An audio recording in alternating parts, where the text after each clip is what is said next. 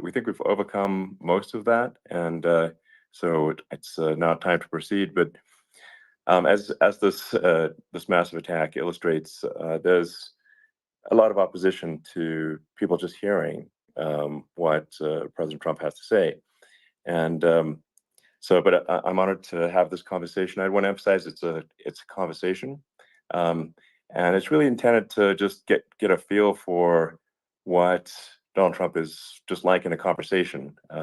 It's hard to catch a vibe about someone if you just don't hear them talk in a normal way.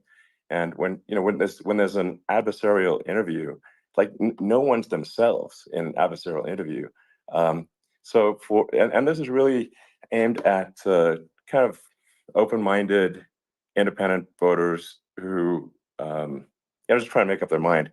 Uh, and so you can understand like what is what is it just like to have a conversation. So um, honored to Donald, great to speak. We had a great conversation yesterday. As you mentioned yesterday, if we could just record that conversation and post it, it would have been excellent. And I hope we can have something like that today. Well, I think we will. I'm pretty sure we will. And congratulations, because I see you broke every record in the book with so many millions of people, and it's an honor. We view that as an honor. And then you do want silencing of certain voices. Usually those are voices that have something to say that are constructive, oftentimes constructive. And so we have to consider it an honor. But congratulations on breaking every record in the book tonight. That's great. Well, thank you. Well, maybe we could start off with, the assassination attempt, which was an incredible thing. And I have to say that, your actions after that assassination attempt were inspiring. You, instead of shying away from things, instead of ducking down, you were pumping your fist in the air and saying, fight, fight, fight. And I think that's, the president of the United States represents America, and I think that is America. That is strength under fire, and so that's a big part of the reason why I was excited to endorse you as the president of the United States for having another term here. Is that was just incredibly inspiring. But what was it like for you? Not pleasant. I have to be honest. I said there was blood. I had more blood. I didn't know I didn't know I had that much blood. The doctors later told me that the ear is a place that is a very bloody place if you're going to get hit. But in this case, it was probably the best alternative you could even think about, because it went at the right angle, and it was a hard hit. It was very.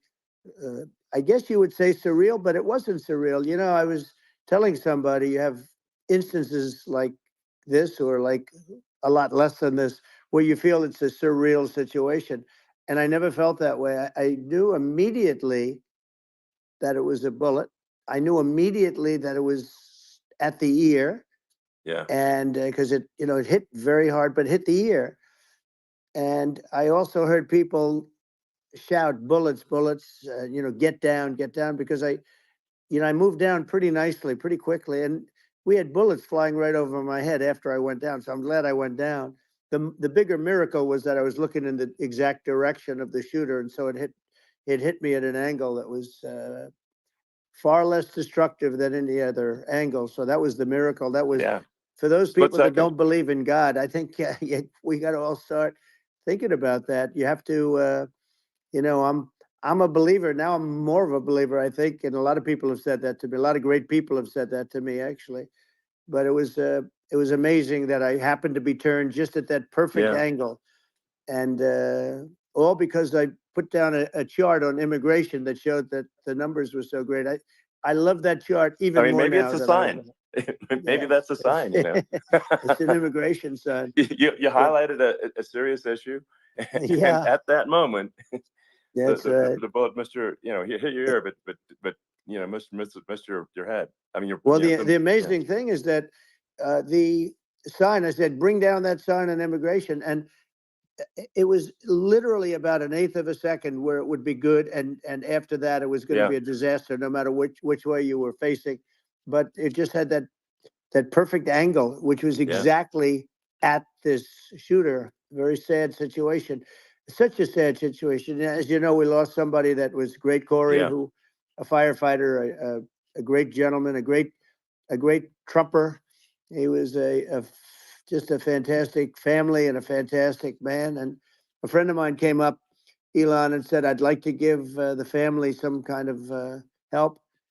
And I said, "All right, that's great." He said, "Do you mind?" I said, "I don't mind at all." And he wrote out a check for $1 million, gave it to the wife. And, you know, she said, "This is really nice, but I'd rather have my husband back," which is a nice thing for Sure. somebody to say, to be honest. She's great. The family is great. And we raised a lot of money for them and for two other gentlemen are unbelievable people also. They were hit really badly. They thought they were not going to make it, and they did. The doctors in the Butler area, I tell you, they were incredible. They saved the two, and they were really hit tough, both of them equally. And we thought, my first question was, because I heard bullets flying over me, and I said, "How many people were killed?" Because we had a massive crowd there, a tremendous, thousands and thousands of people, and there was no land. I mean, it was all people. So I said, "How many people have been killed?" Because I knew there were other shots being fired.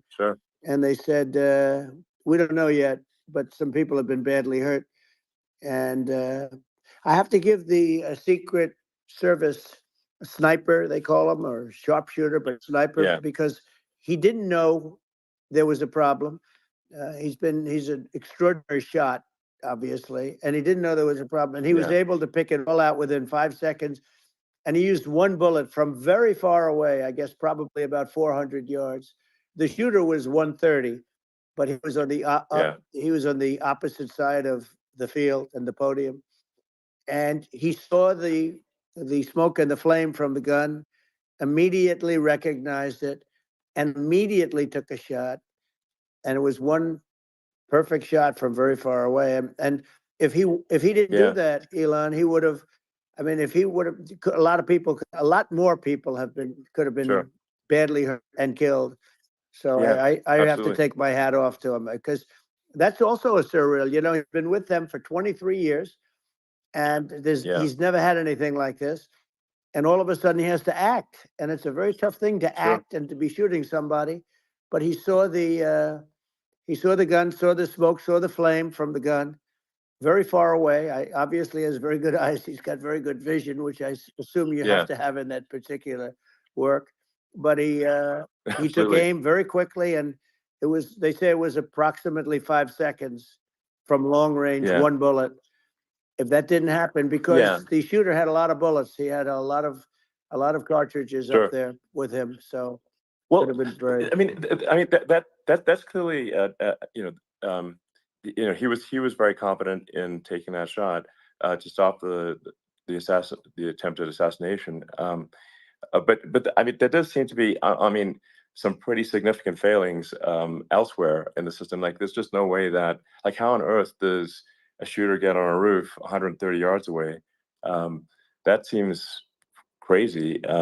I think most people people are wondering how on earth could such a thing happen. Well, you know, I view it as two ways. There should have been nobody on the roof.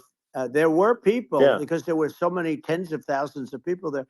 There were people that were seeing him, and there was one woman with a red shirt and Trump all over it, and she's screaming, "That guy's got a gun!" You know, you saw it probably.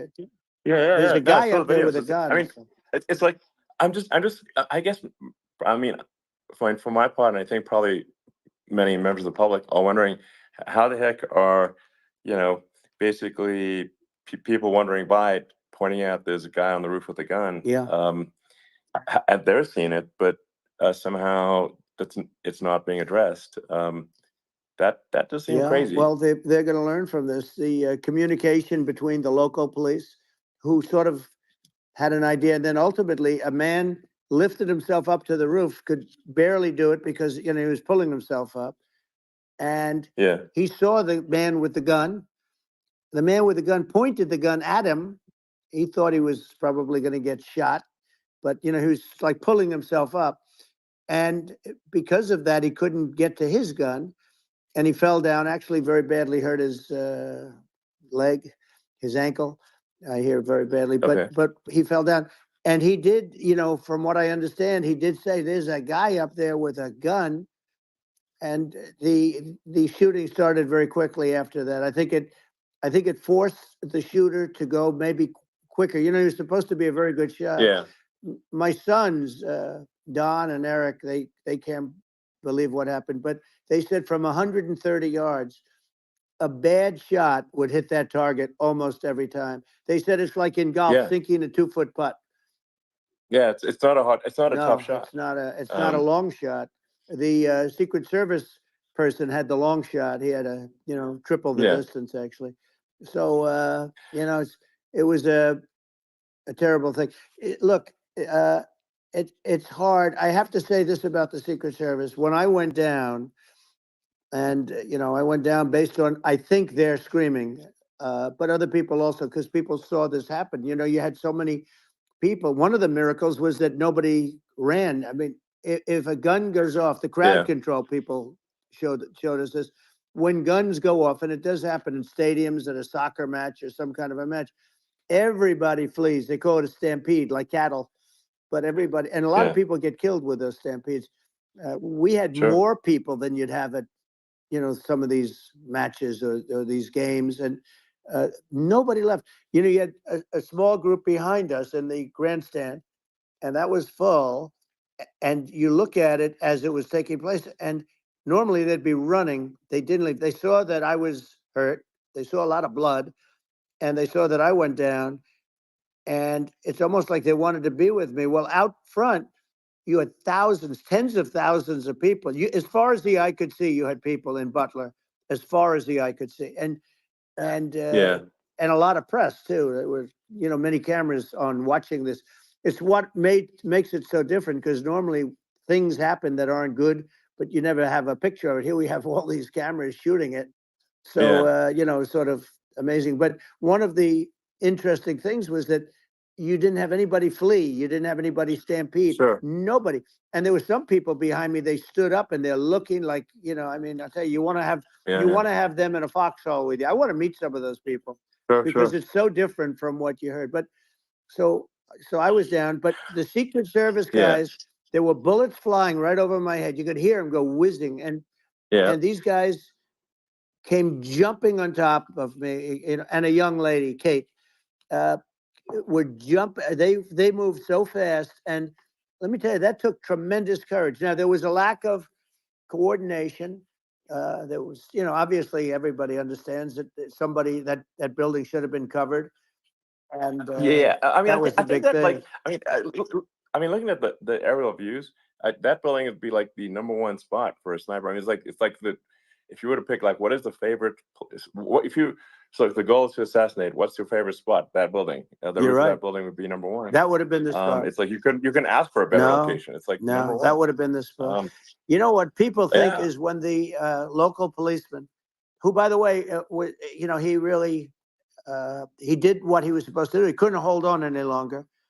And then when he got his head just peeking above, this guy standing there with a gun at his head, and when he fell down, again, hurt his ankle very badly, but he was making the calls.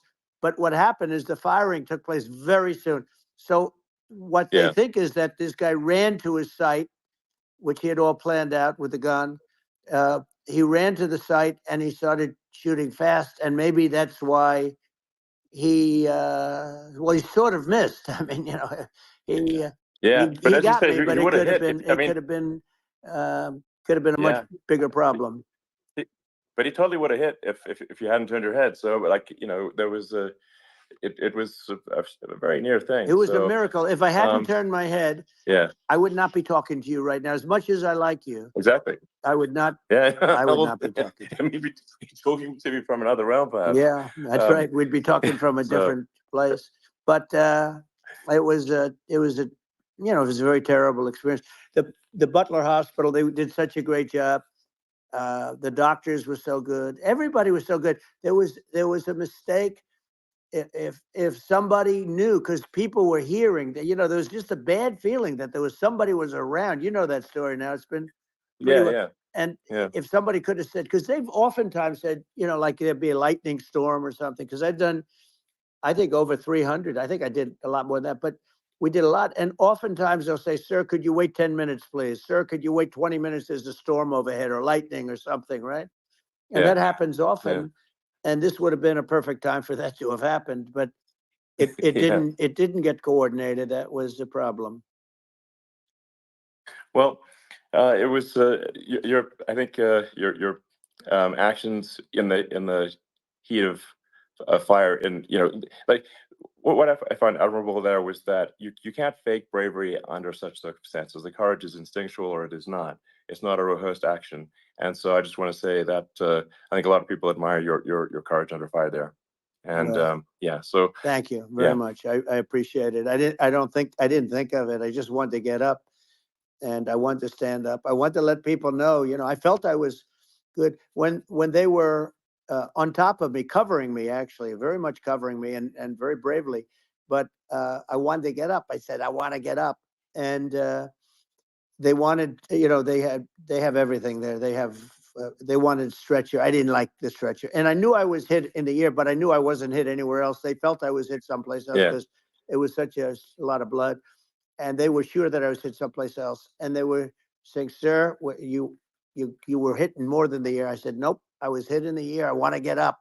Let me get up." And so I got up, and the crowd didn't know what to think. I mean, this was so many people, and you could see they were confused. They didn't know what to think, and I wanted to let them know I was okay. It was very important for me to let them yeah, know that. And they went wild. You've seen the after. They didn't go wild when I yeah, got up because they didn't know, was I alive. You really couldn't tell when I stood up before the hand, before the fist in the air. Uh, they didn't know if I was alive. Nobody did. And when I put the fist up, they were just relieved and happy and thrilled, and the place went crazy. It was pretty amazing. yeah. It was a Well, terrible thing, but it it was was really nice. incredibly moving. Yeah. Well, and I mean, speaking of the sort of slide that got you to turn that saved your life, really, was the illegal immigration Right. slide. Maybe this That's right. maybe this is worth talking about that, It since was. It was. that slide saved You're your right. life, No, basically. the illegal immigration saved my life. You're right, but it was. I I had to know, be at that's that exact angle. I mean, that's a great one. Saved by illegal You know, immigration. the incredible 100%. thing, though, when you talk about the odds, you had to be exactly at that angle. But the Yeah, incredible thing is that the chart, I used it less than 20% of the time. It was just a moment. yeah, It's always on my left, never my right, and it's always at the end of the speech. So here yeah, we have it. It's on the right, not the left. It's at the beginning, not the end. And even the people that put it up, they were unprepared, and they did a great job. They got it up immediately, fortunately. But I looked to the right, and the bullet came whizzing by, hitting my ear. So it was amazing. But when you think of the odds of that, and yeah, yeah, that normally you wouldn't use it. Normally I wouldn't have the thing, and then it would yeah. have been a very different story. It's very much, I say, an act of God. It's a miracle that it happened, and I'm Sure. honored by it. I'm honored by it. Well, what were you about to say about illegal immigration before you were rudely interrupted with a Well, I was bullet? going to say how good the numbers were. By the way, we're going back to Butler, and we're going to go Great. back in October. We're all set up, and the people are fantastic in Butler. It's a great area. Great. These are incredible people. Like the three that, in the case of Corey, killed, and the other two, the families are. I got to know them a little bit, and the families are great. But we're going back to Butler, and I think I'll probably start by saying, as I was saying, As you prior were to saying. being so So, horribly interrupted. yeah, But yeah. So rudely interrupted by an yeah, assassination so attempt. but no, but the chart, Some people have no manners. Elon, the chart was just a chart that in my last week we had the best illegal immigration numbers, meaning stopping, it was at the lowest. You've seen the chart. It's become quite a famous chart, Yeah. but that was the lowest Yeah. point ever recorded.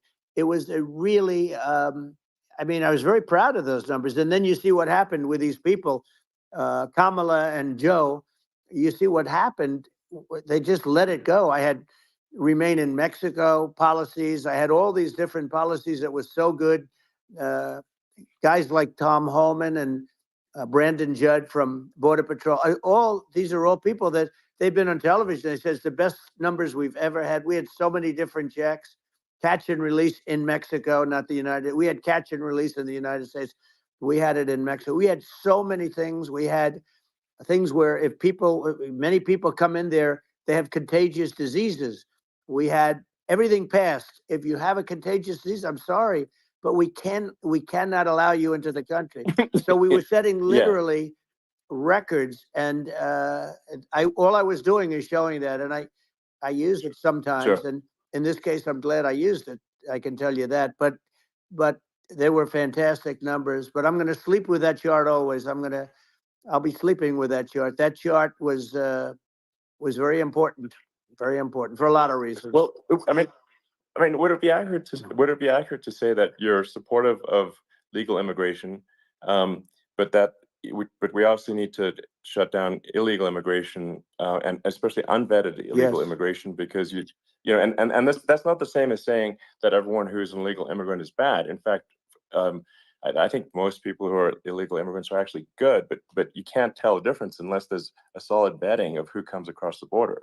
Does that accurately represent your position? I say it very simply. They have to come in legally. They have to be checked. Yeah. Because look, Kamala was the border czar. Now she's denying it. Everything that I do, she's saying she was strong on the border. We're going to be strong. Well, she doesn't have to say it. She could close it up right now. They could do things right now. It's horrible. No tax on tips, and all of a sudden she's making a speech and there will be no tax on tips. I said that months ago. And by the way, they had just the opposite. They had not only tax on tips, but they hired 88,000 IRS agents, and many of them were assigned to go get waitresses and caddies and all of this on tips. They have a policy. They had a policy that they were really going to go after you, and were really harassing people horribly.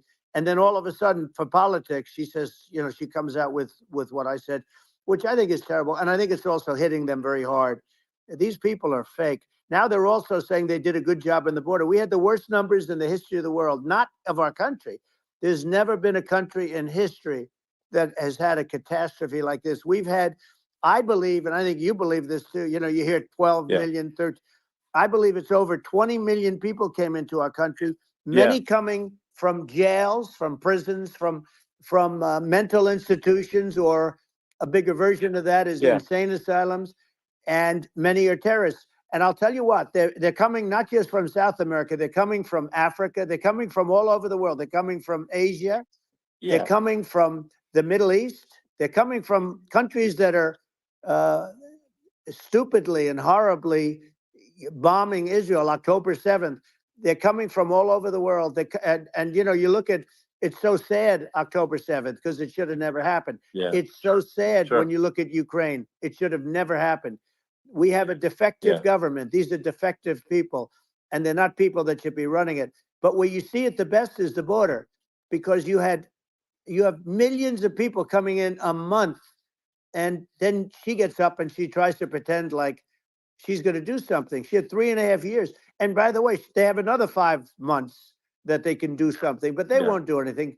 It's all talk. She's incompetent and he's incompetent. And frankly, I think that she's more incompetent than he is. And that's saying something, because he's not too good. Yeah. No, I think it is essential to have a secure border. I mean, you're really not a country unless you have a secure border. And secure elections too. Yeah, absolutely, secure elections. And so it's just essential to have a real border, or we can't function as a country, and our our essential services are being overwhelmed in a lot of cities. As we were talking about earlier, I think having a legal immigration process that is smooth and efficient and done well. And speaking as someone who is a legal immigrant, and I think like one way to think of it is, who do you want on your team? Who do you want on Team America?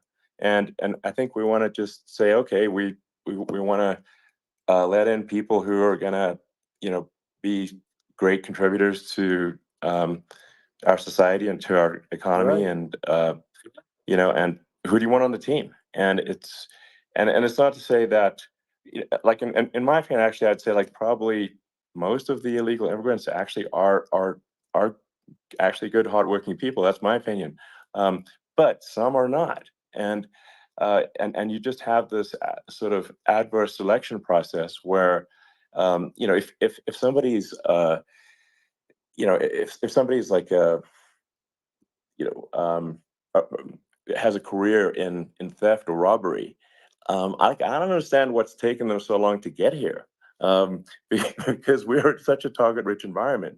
Um, I mean, why aren't more people who have a career in, bad things coming here sooner? Because it's a piece of cake to go rob, houses in LA or New York, compared to other parts of the world. And in a lot of places in America, if you try to stop the person who's robbing you, you'll be arrested. Yeah. Yeah. So it's It's insane. it's right. I mean, what's happening with crime, and our police are so good, but they're not allowed to do their job. But I have to tell you, Elon, I They're hate not. to say it because it's such a downer to say it. I hate to say it. I hate it, but uh, you have a lot of people that just shouldn't be. I think it's a much bigger number than you think. They're I allowing, think you're again, right. they're Yeah. allowing people from their jails.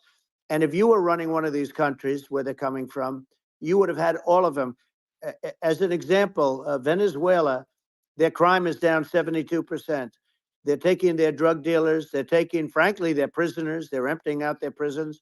They're taking their criminals, their murderers, their rapists, and they're Yeah. delivering them into But the. that's what Castro did. Yeah, That well, he did on a much smaller scale. yeah, It was a much smaller yeah. scale. But this is a massive scale because this is being done worldwide.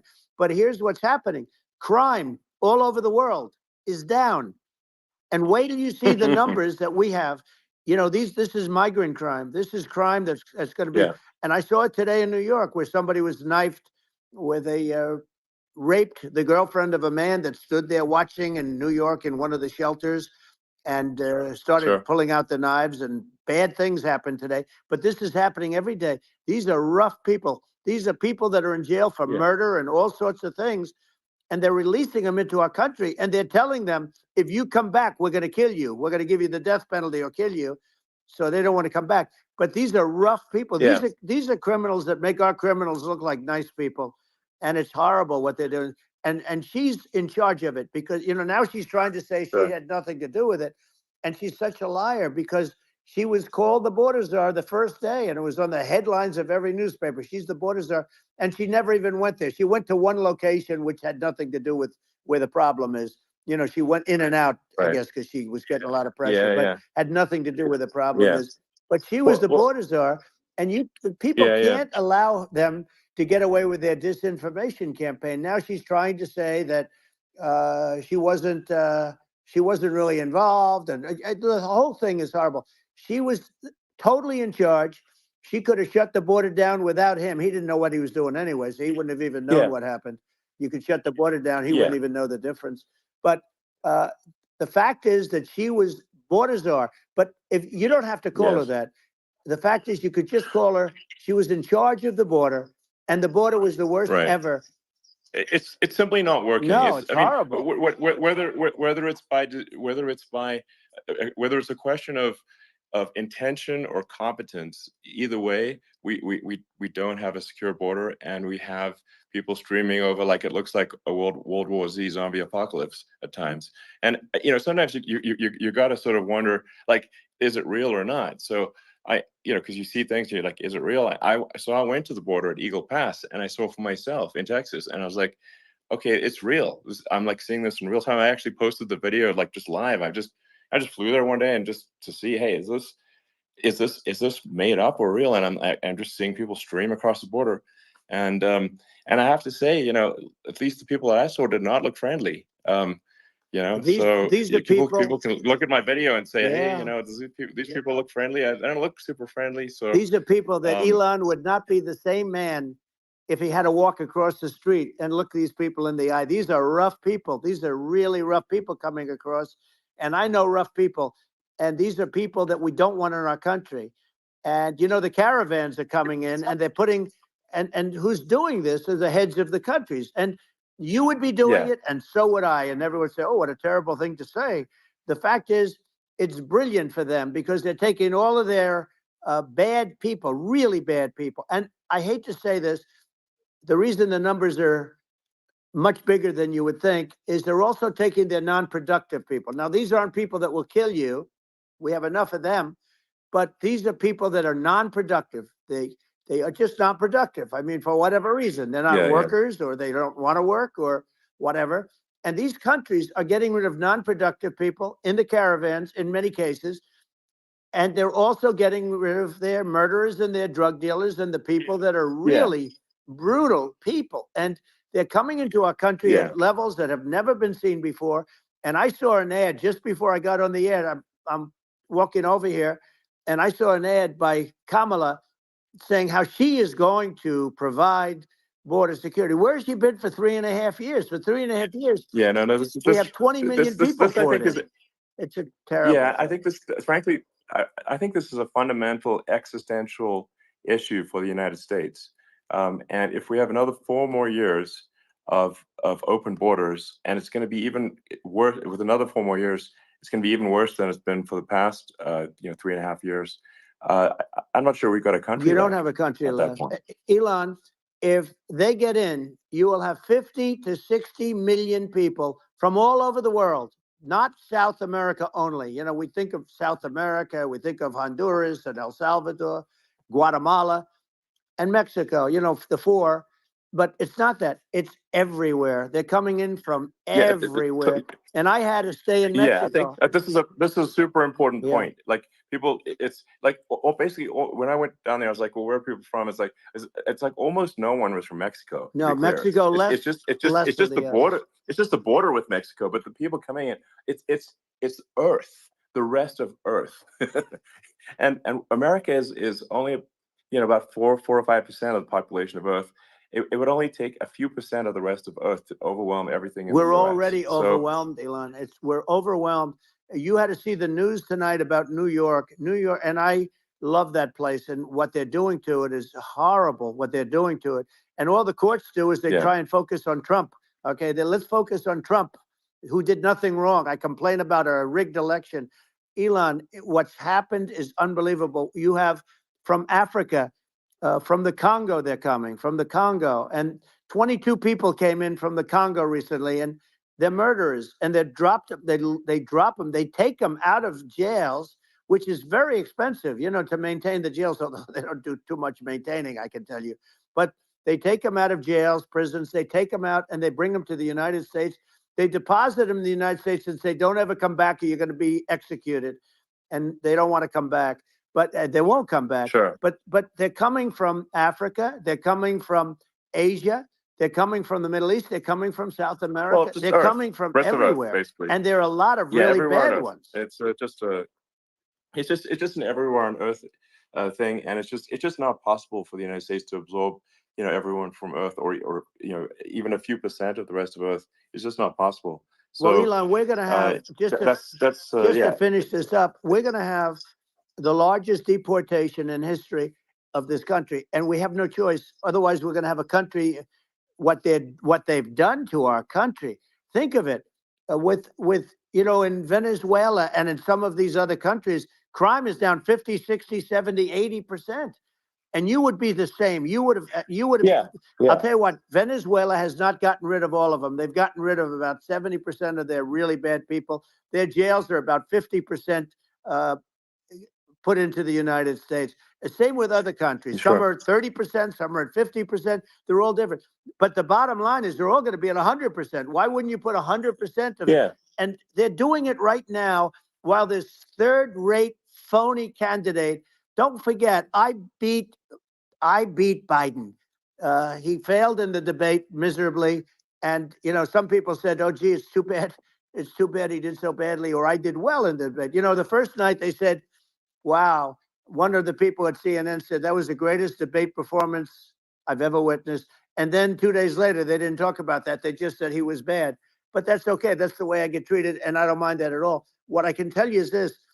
We cannot have a Democrat. We cannot have her. She's incompetent. She's as bad as Biden in a different.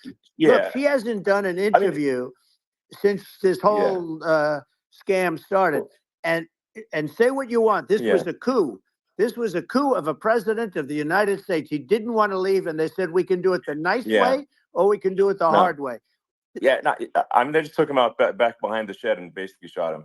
What they did with this guy, and I'm no fan of his, and he was a horrible president, the worst president in history.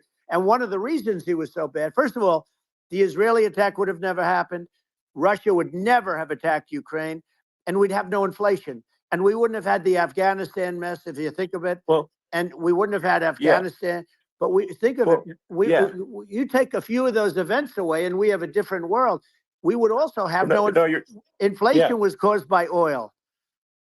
Yeah, no. I think you're making an excellent point here, which is that when other countries can, that are thinking about invading or doing bad things, when they're thinking about that, they're thinking about, okay, what's the American president going to do?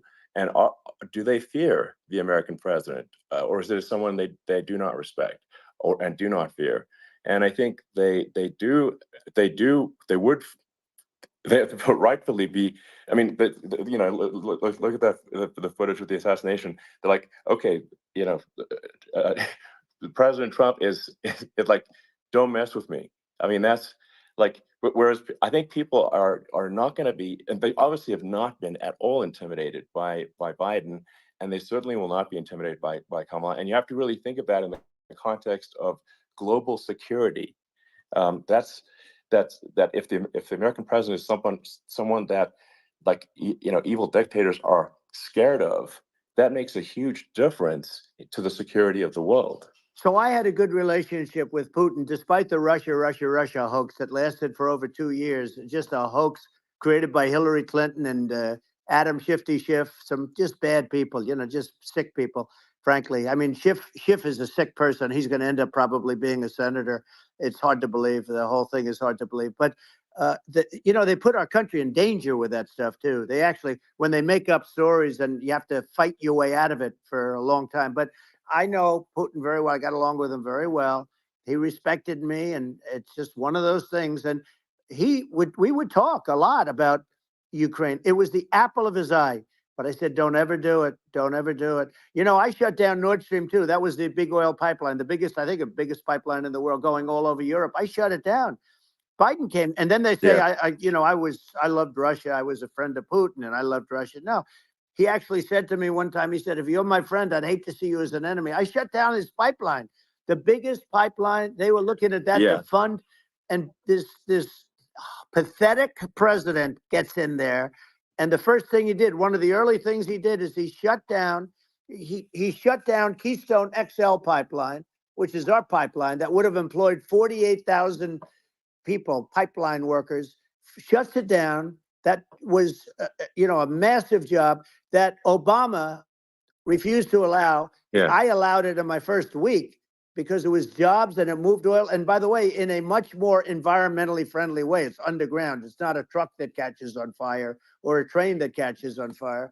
But think of it. He shut down the XL pipeline, the Keystone XL pipeline. Yeah. He shuts that down and he approves the Russian pipeline. Yeah, it doesn't make any sense. It's like, it's inconsistent. Certainly, but I mean, I think it's just worth emphasizing, to listeners, the immense importance of whether the United States president is intimidating or not intimidating, and how much that matters to global security, because there's some real tough characters out there, and if they don't think the American president is tough, they will do what they want to do. I know every one of them. And that puts the whole world in danger. Elon, I know every one of them, and I know them well. I know Putin, I know President Xi, I know Kim Jong-un of North Korea. I know every one of them. And let me tell you, people will say, oh, this is terrible. He said, I'm not saying anything good or bad. They're at the top of their game. They're tough. They're smart. They're vicious. And they're going to protect their country, whether they love their country. They probably do. It's just a different form of love, but they're going to protect their country. But these are tough people at the top of their game. And when they see a Kamala or when they see Biden, Sleepy Joe, they can't even believe it. They can't believe this happened. All the stuff that you're seeing now, all the horror that you look at Israel, they're all waiting for an attack from Iran. Iran would not be attacking, believe me. You know, when I was there, and I say it with respect, because I think we would have been good with Iran. I don't want to do anything bad to Iran, but they knew not to mess around. Iran was broke because I told China, if you buy from Iran oil, it's all about the oil. That's where the money is. But if you buy oil from Iran, you're not going to do any business with the United States. And I meant it. And they said, we'll pass. They didn't buy oil. Other countries, likewise. You want to buy, you're not doing business with the United States. And they were at a point where they had no money for Hamas. They had no money for Hezbollah. They had no money for any of these instruments of terror. And it was amazing. In fact, there were articles when I was leaving, which is hard to believe, actually, especially when you look at what's happened to our country. Our country is so bad right now. It's such a different place. We were respected. Think of it. 4 years ago, we were so respected to a point where when I said don't buy oil, they didn't buy oil, but they had no money, and Israel would have never been attacked. It is zero chance. And again, I said to Vladimir Putin, I said, don't do it. You can't do it, Vladimir. You do it, it's going to be a bad day. You cannot do it. And I told him things that what I do, and he said, no way. And I said, way. And you know, it's the last time we ever had the conversation. He would never have done. I got along well with him. I hope to get along well with him again. You know, getting along well with them is a good thing, not a bad thing. I got along well with Kim Jong-un. When I met with President Obama just before entering, you know, it's a sort of a ritual. And I sat down with him and we talked. It was supposed to be for a very short period of time. It turned out to be a long period of time. I said, what's the biggest problem? He said, North Korea. I had that problem worked out very quickly. It was nasty at the beginning with Rocket Man and, you know, all the different things. But all of a sudden I got a call. Those were some epic tweets, by the way. Yeah, they were. No, they were epic everything. He said that he has a red button on his desk. I said, I have a red button on my desk too, but my red button is much bigger and my red button works. And then I called him Little Rocket Man of Little Rocket Man. Anyway, here's the bottom line. All of a sudden I got a call from him. And they said they want to meet. They want to meet me. And we met, as you remember, we met in Singapore. We met also in Vietnam. And I got along with them great. We were in no danger. But President Obama thought we were going to end up in a war, a nuclear war with him. And let me tell you, he's got a lot of nuclear stuff, too. Exactly. He's got plenty of nuclear. He can do plenty of damage. So yes, I mean, it's because, you know, I mean, people like Kim Jong-un, they respond to strength, not weakness. Well, he and I had a good relationship. Remember I met him and we walked onto his land. Nobody ever walked onto his land before. I walked onto. I wouldn't say let's bring up Secret Service again. I wouldn't say they were thrilled when I did that. I walked onto his land, and it was an amazing period. But we were not in danger with him because of me. You know, I always say that we have enemies on the outside and we have enemies on the inside. We have some really bad people in our government and people that are controlling of the people. I mean, I'd mention names, but I really don't want to give them the credit. But we have some really bad, and I say they're more dangerous than Russia and China. If you have a smart president, a president that gets it, we are not in danger from those countries because they need us and they need our help. I mean, we forced Obama, if you think about it, Obama and Biden, and Bush to a certain extent, in all fairness, forced Russia and China together. And if you're a history student, the first thing you learn is you cannot let Russia and China align. But then they also got, if you take a look, Iran, and they have North Korea. That's, you know, they call it the axis of evil. In the old days, you had the axis of evil. Here we have a modern day axis of evil. These are powerful countries, very heavy nuclear, which is the biggest threat. Yeah. You know, the biggest threat is not global warming, where the ocean's going to rise 1/8 of an inch over the next 400 years. and you'll have more oceanfront property, right? The biggest threat is not that. The biggest threat is nuclear warming, because we have 5 countries Well, now that yeah. have significant nuclear power, and we have to not allow anything to happen with stupid people like Biden. You know, Biden did something with Russia. There was no chance of him ever going in. And when I left, and then after I left, they started forming big armies on the border with Ukraine, right? And I looked at that, and I thought he was doing that because Putin's a good negotiator. I thought he was doing that to negotiate.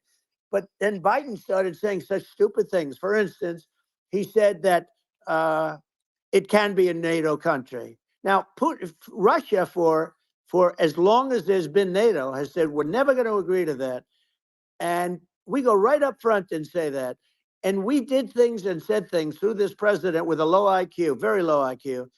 He had a low IQ 30 years ago, by the way, but now he might not even have a IQ at all. There's nothing on the board that goes this low. He said things that were so stupid that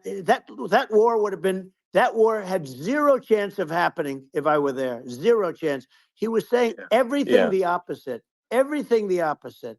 And it's so sad because many more people have been killed in Ukraine than you read about. You don't read about how bloody it is and how disastrous. Sure. Hey, look, just in the 2 armies, you lost 500,000 people.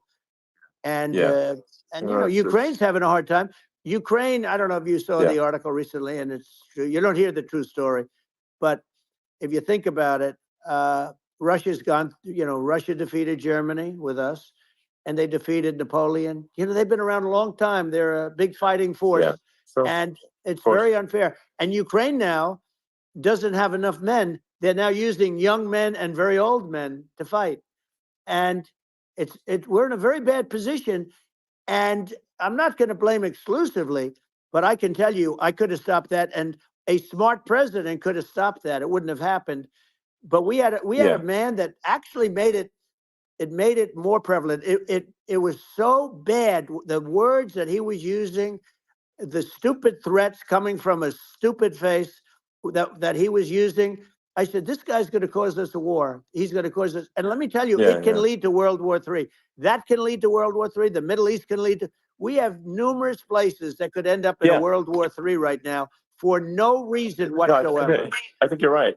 I think people underrate the risk of World War III, and it's just when you're looking at the risk of global thermonuclear warfare, it's game over for humanity, and it's something that people have, I think, after the end of the Cold War, people have become complacent about, but they actually have forgotten that there are currently a lot of nuclear missiles that have targeting parameters for the United States from 100%. Other countries. And one of the things we're going to do is we're going to build an Iron Dome over us.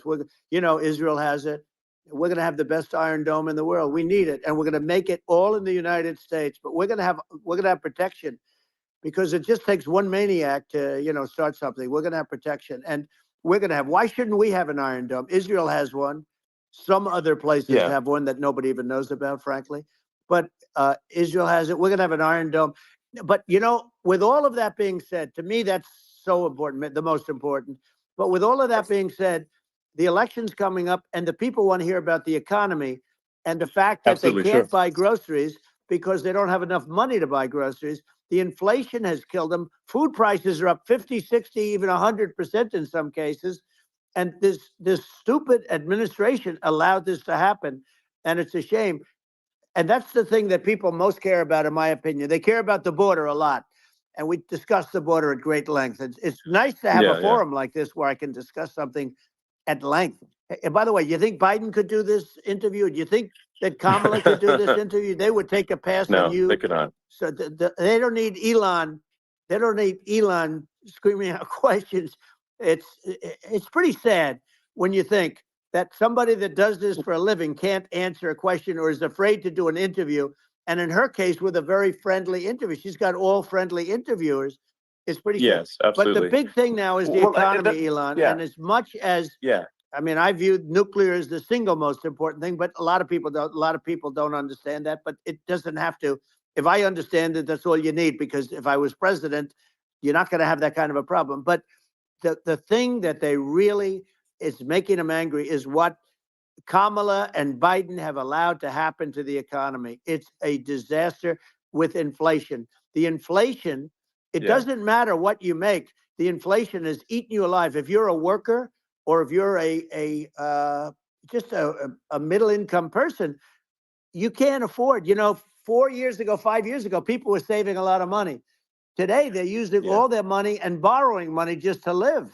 It's a horrible thing that's happening, and we'll end that quickly. Well, I think a lot of a lot of people just don't understand where inflation comes from.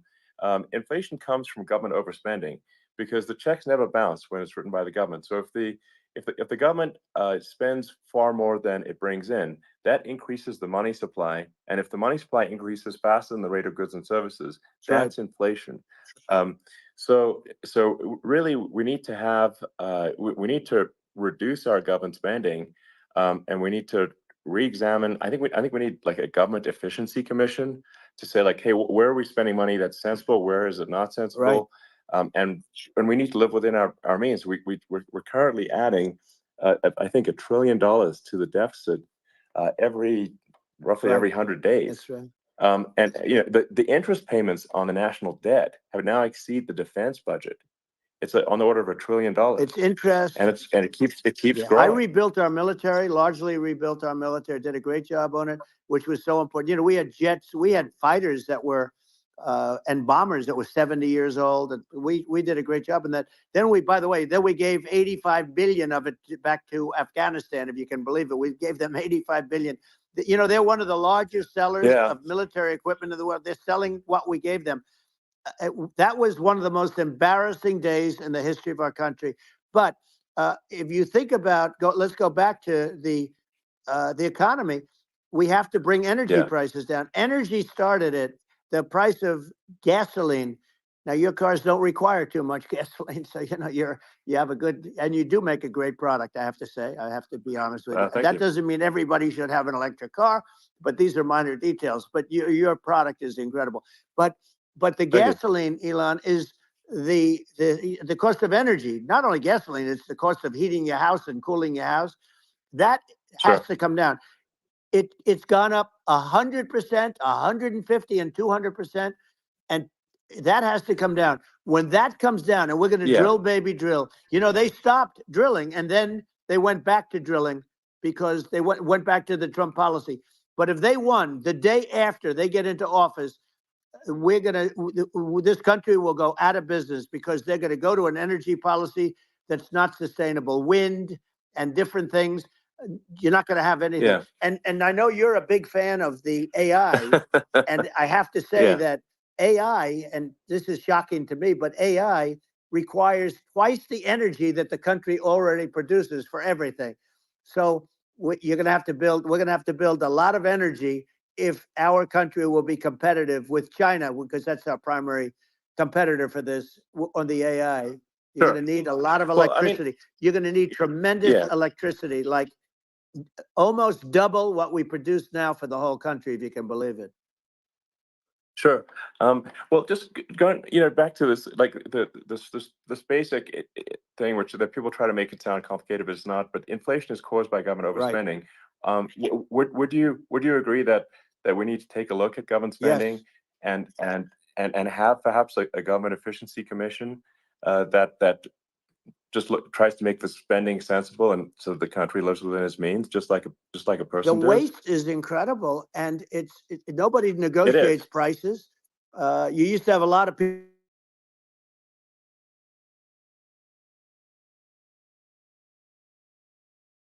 people at some point.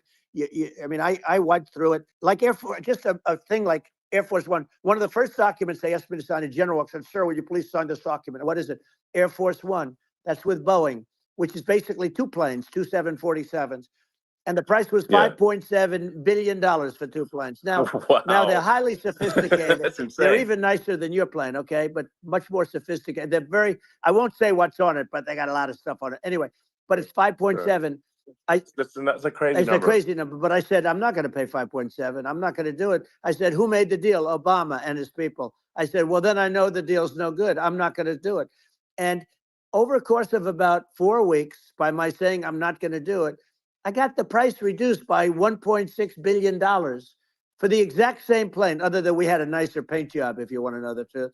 But for the exact same plane, I saved one. And I said to Boeing, man, you guys must make a lot of money if you can reduce the price by that. But now what I do hear is that they're going back to the Biden administration and wanting big cost overruns, because they see these dopey suckers in there, and they'll end up getting some of the money back. But I shaved it by $1.6 billion for the exact same plane. And you can now take that and multiply that out times thousands of other items. Multiply it by yeah, a the zillion, numbers are and astronomical. I agree with you.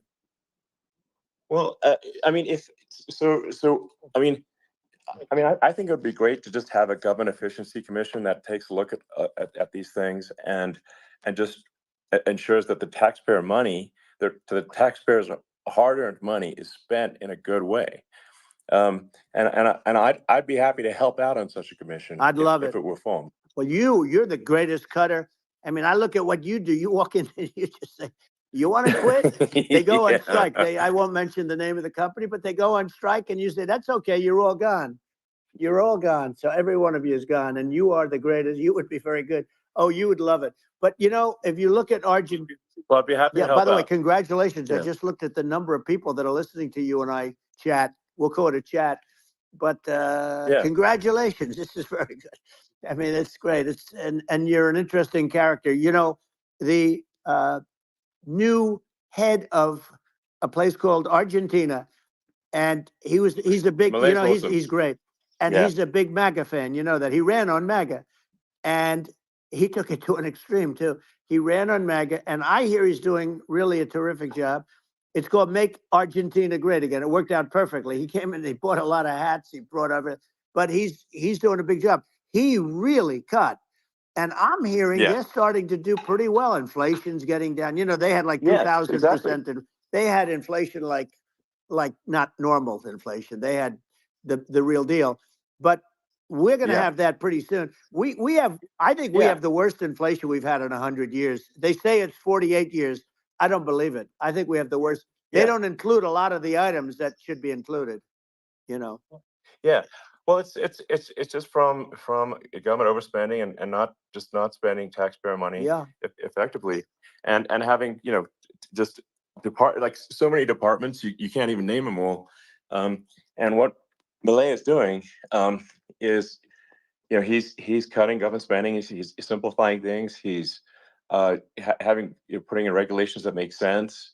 And Argentina overnight is experiencing a giant improvement in prosperity. But it's also a lesson for the United States, which is that Argentina used to be one of the most prosperous countries in the world. In the 30s, 40s, and because of bad government policy, it ruined the country. And if you take Venezuela, for example, Venezuela should be incredibly prosperous.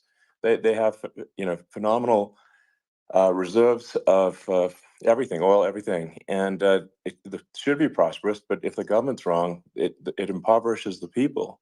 And so I think we should not be complacent in the United States in thinking that and taking our prosperity for granted, because if with bad government policy, we can run the country into the ground. And that's just something people should bear in mind. Don't take prosperity for granted. Well, think of education. So we're ranked at the bottom of every list of the top 40. We're ranked number 40, number 38. Norway, Switzerland, Sweden, different countries are ranked good. Actually, China's pretty close to the top. They're a top 6 or 7. But we're ranked at the bottom, almost at the bottom, 38, 39, 40. In other words, horrible. And yet we spend more per pupil than any other country in the world. So we spend more. And what I'm going to do, one of the first acts, and this is where I need an Elon Musk. I need somebody that has a lot of strength and courage and smarts.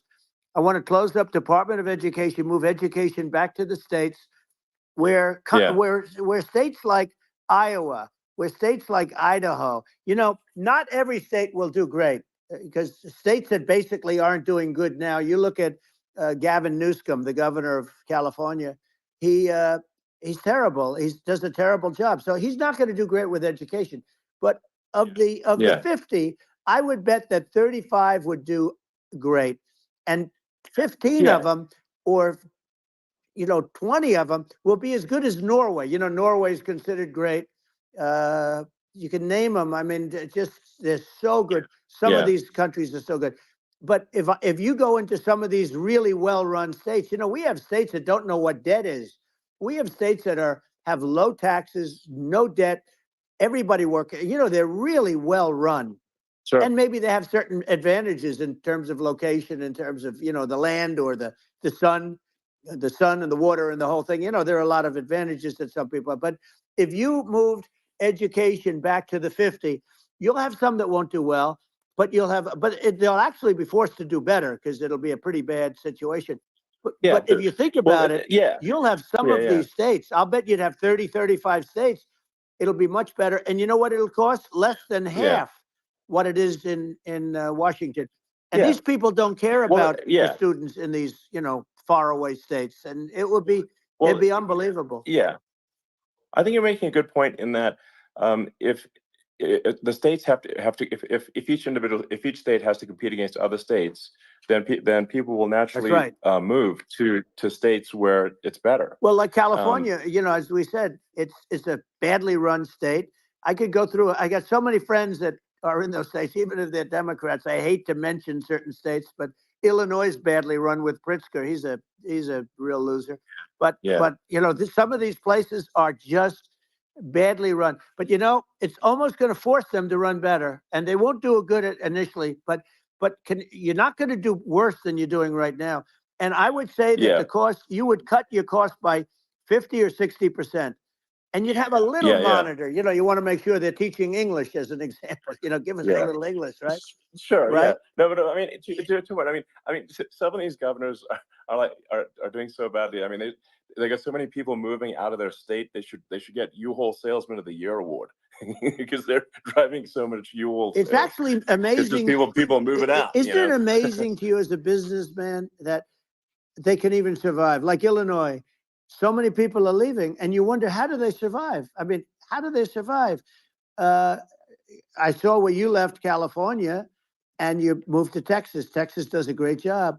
But, I Yeah, mean, I just wonder, how do these states survive when big businesses, a big oil company just left California, as you know, and they moved to Texas. How do these big states survive when they lose so many businesses and their taxes are already really high? The taxes are among the highest yeah. taxes.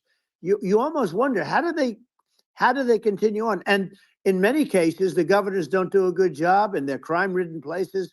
You wonder, how do they continue to just go on? It's Well, not a good I think there's. situation.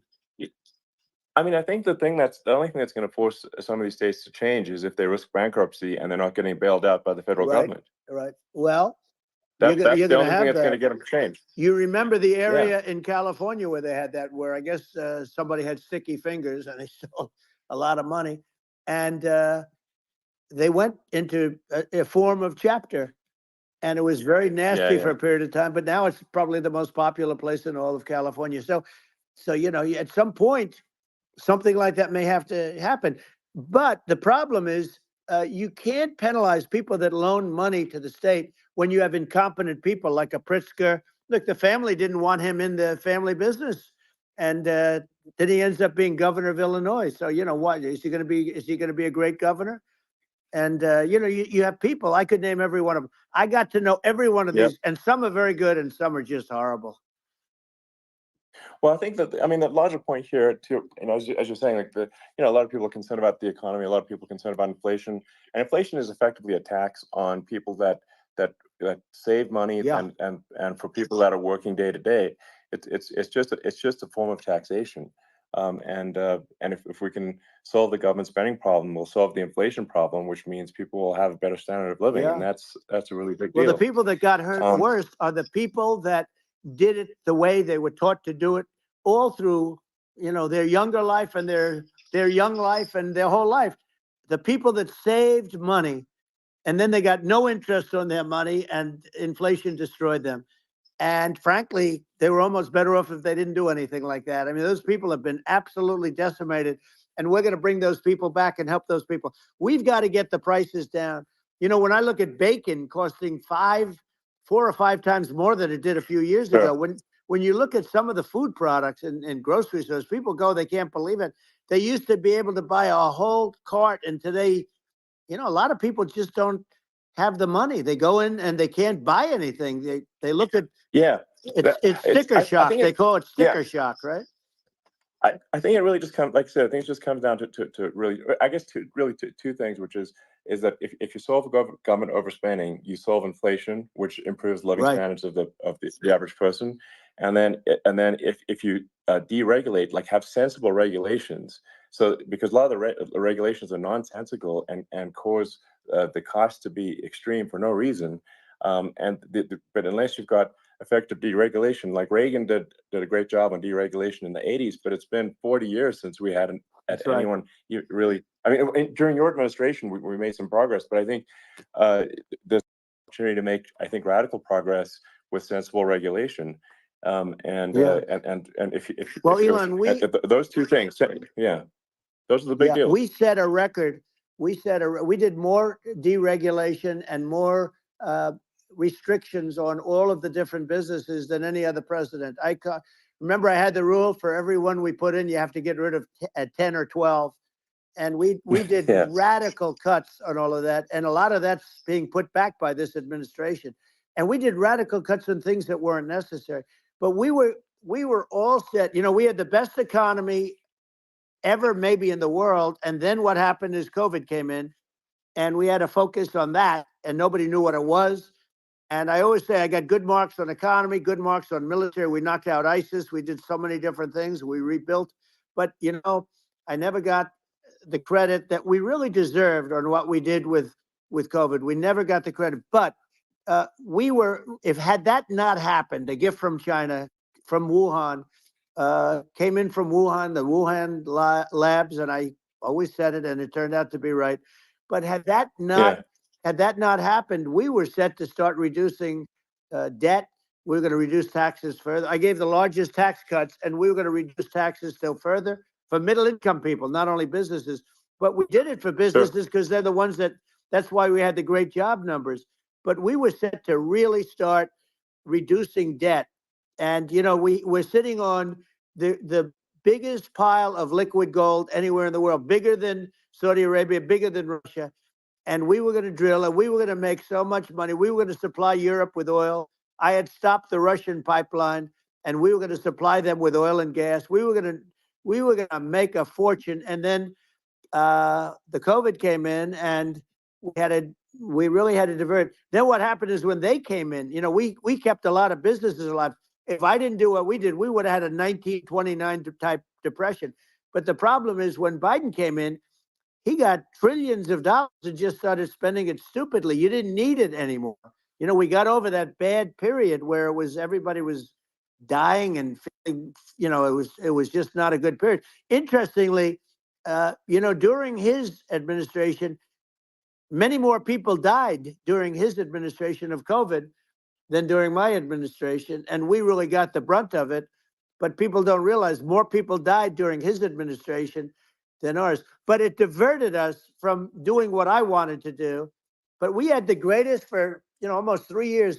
We had the great, and you know that probably better than anybody. So many of your friends said to me, the best years we've ever had in business were during the Trump years, and also said that African American, Hispanic American were so incredible. They were having the best. Asian American women, men, young people without a diploma, young people that graduated from the best colleges, from MIT, from the Wharton School, from all of the great colleges, Harvard. They were doing better, and people without a diploma were doing better, and everybody was happy. And then COVID came, and we had the problem is they spent trillions and trillions of dollars. They wasted. They shouldn't have taken any money, and we wouldn't be having inflation right now, which is killing our country. Yeah, absolutely. I mean, I should probably say something about, like, you know, maybe my views on, you know, climate change and oil and gas, because I think it's probably different from what most people would assume.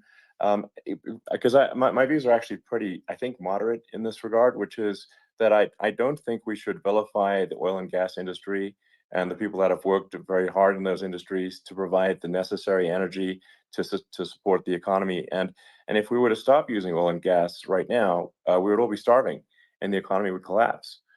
So it's, I don't think it's right to sort of vilify the oil and gas industry. The world has a certain demand for oil and gas, and it's probably better if the United States provides that than some other countries. And it would help with prosperity in the U.S. And at the same time, obviously, my view is like we do over time want to move to a sustainable energy economy, because eventually you do run out of. I mean, you run out of oil and gas. It's not there for. It's not infinite. And there is some risk. I think the risk is not as high as a lot of people say it is with respect to global warming. But I think if you just keep increasing the parts per million in the atmosphere long enough, eventually it actually simply gets uncomfortable to breathe. People don't realize this. If you go past 1,000 parts per million of CO2, you start getting headaches and nausea. And so we're now in the sort of 400 range. We're adding, I think, about roughly 2 parts per million per year. So I mean, it still gives us. So what it means is like we still have quite a bit of time, but so there's not like we don't need to rush, and we don't need to stop farmers from farming, or prevent people from having steaks or basic stuff like that. Like you can leave the farmers alone. I agree. How crazy is that? Where I mean, you have farmers that are not allowed to farm anymore and have to get rid of their cattle, and the whole world is a little crazy. But it's largely taken its lead from us. I do say, though, I've heard in terms of the fossil fuel, because even to create your electric car and create the electricity needed for the electric car, fossil fuel is what really creates that at the generating plants. And, so you sort of can't get away from it at this moment. I mean, someday you might be able to, but I do hear we have anywhere from 100 to 500 years left. Much of it hasn't even been found yet. Yeah. But there are tremendous, like Anwar. I got Anwar in Alaska approved. Ronald Reagan couldn't do it. Nobody could do it. Everybody tried. Nobody could do it. I got it approved. The first thing that Biden did was unimprove it, to get rid of it. He ended it. His secretary went in and she ended it.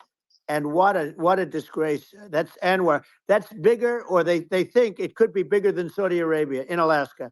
Could be bigger than Saudi Arabia. But they went in and they terminated it. And I'll get it going very quickly, because not only is it big for Alaska, I mean, you talk about economic development, that for the United States, I mean, that is, they say bigger than Saudi Arabia or the same size, and pure, really good stuff.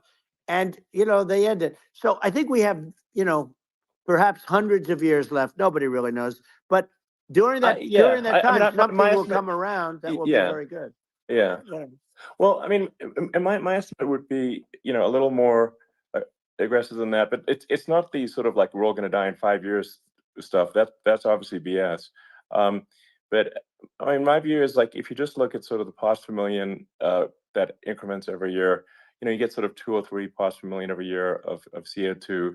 I mean, I think some of that it's problematic if it accelerates, if you start going from 2 or 3 to say 5, and then there may be some situations where you get just a step change increase in the CO2.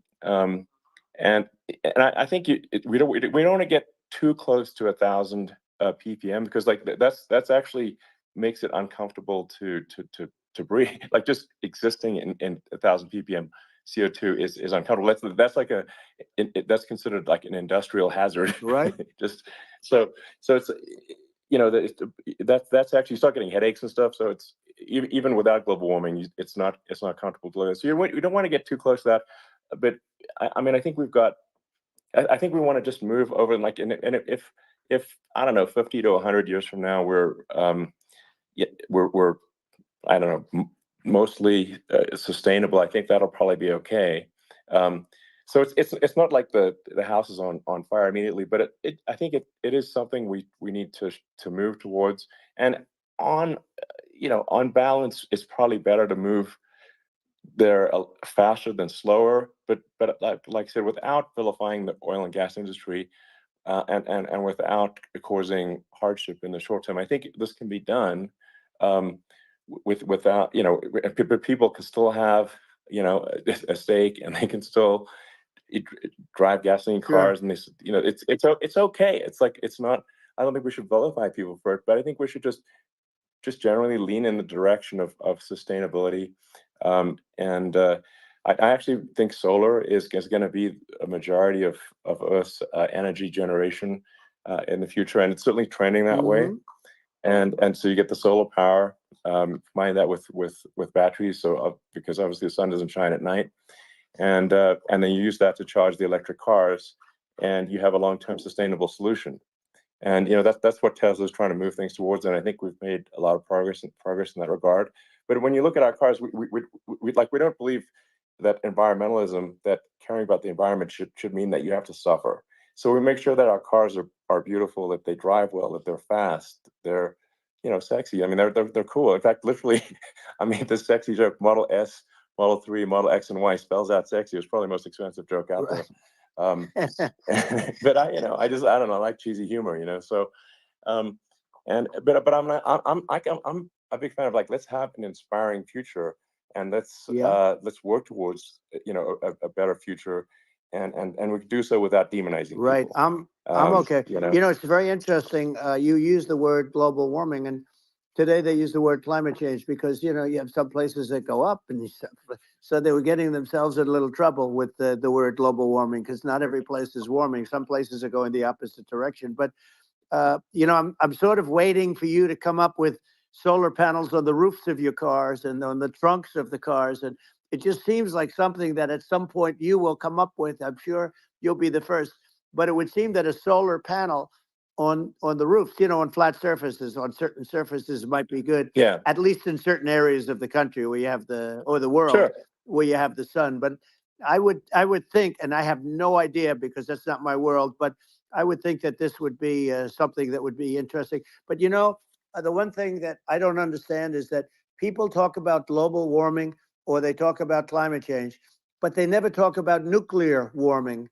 And to me, Sure. that's an immediate problem, because you have, as I said, 5 countries where you have major nuclear, and probably some others are getting there, and that's very dangerous. That's where you need a strong American president, because you don't want to have this proliferation. But you have 5 countries and getting more. China is much less than us right now, but they're going to catch us sooner than people think. They're way lower. Russia and us are number 1, and I mean, we're sort of tied.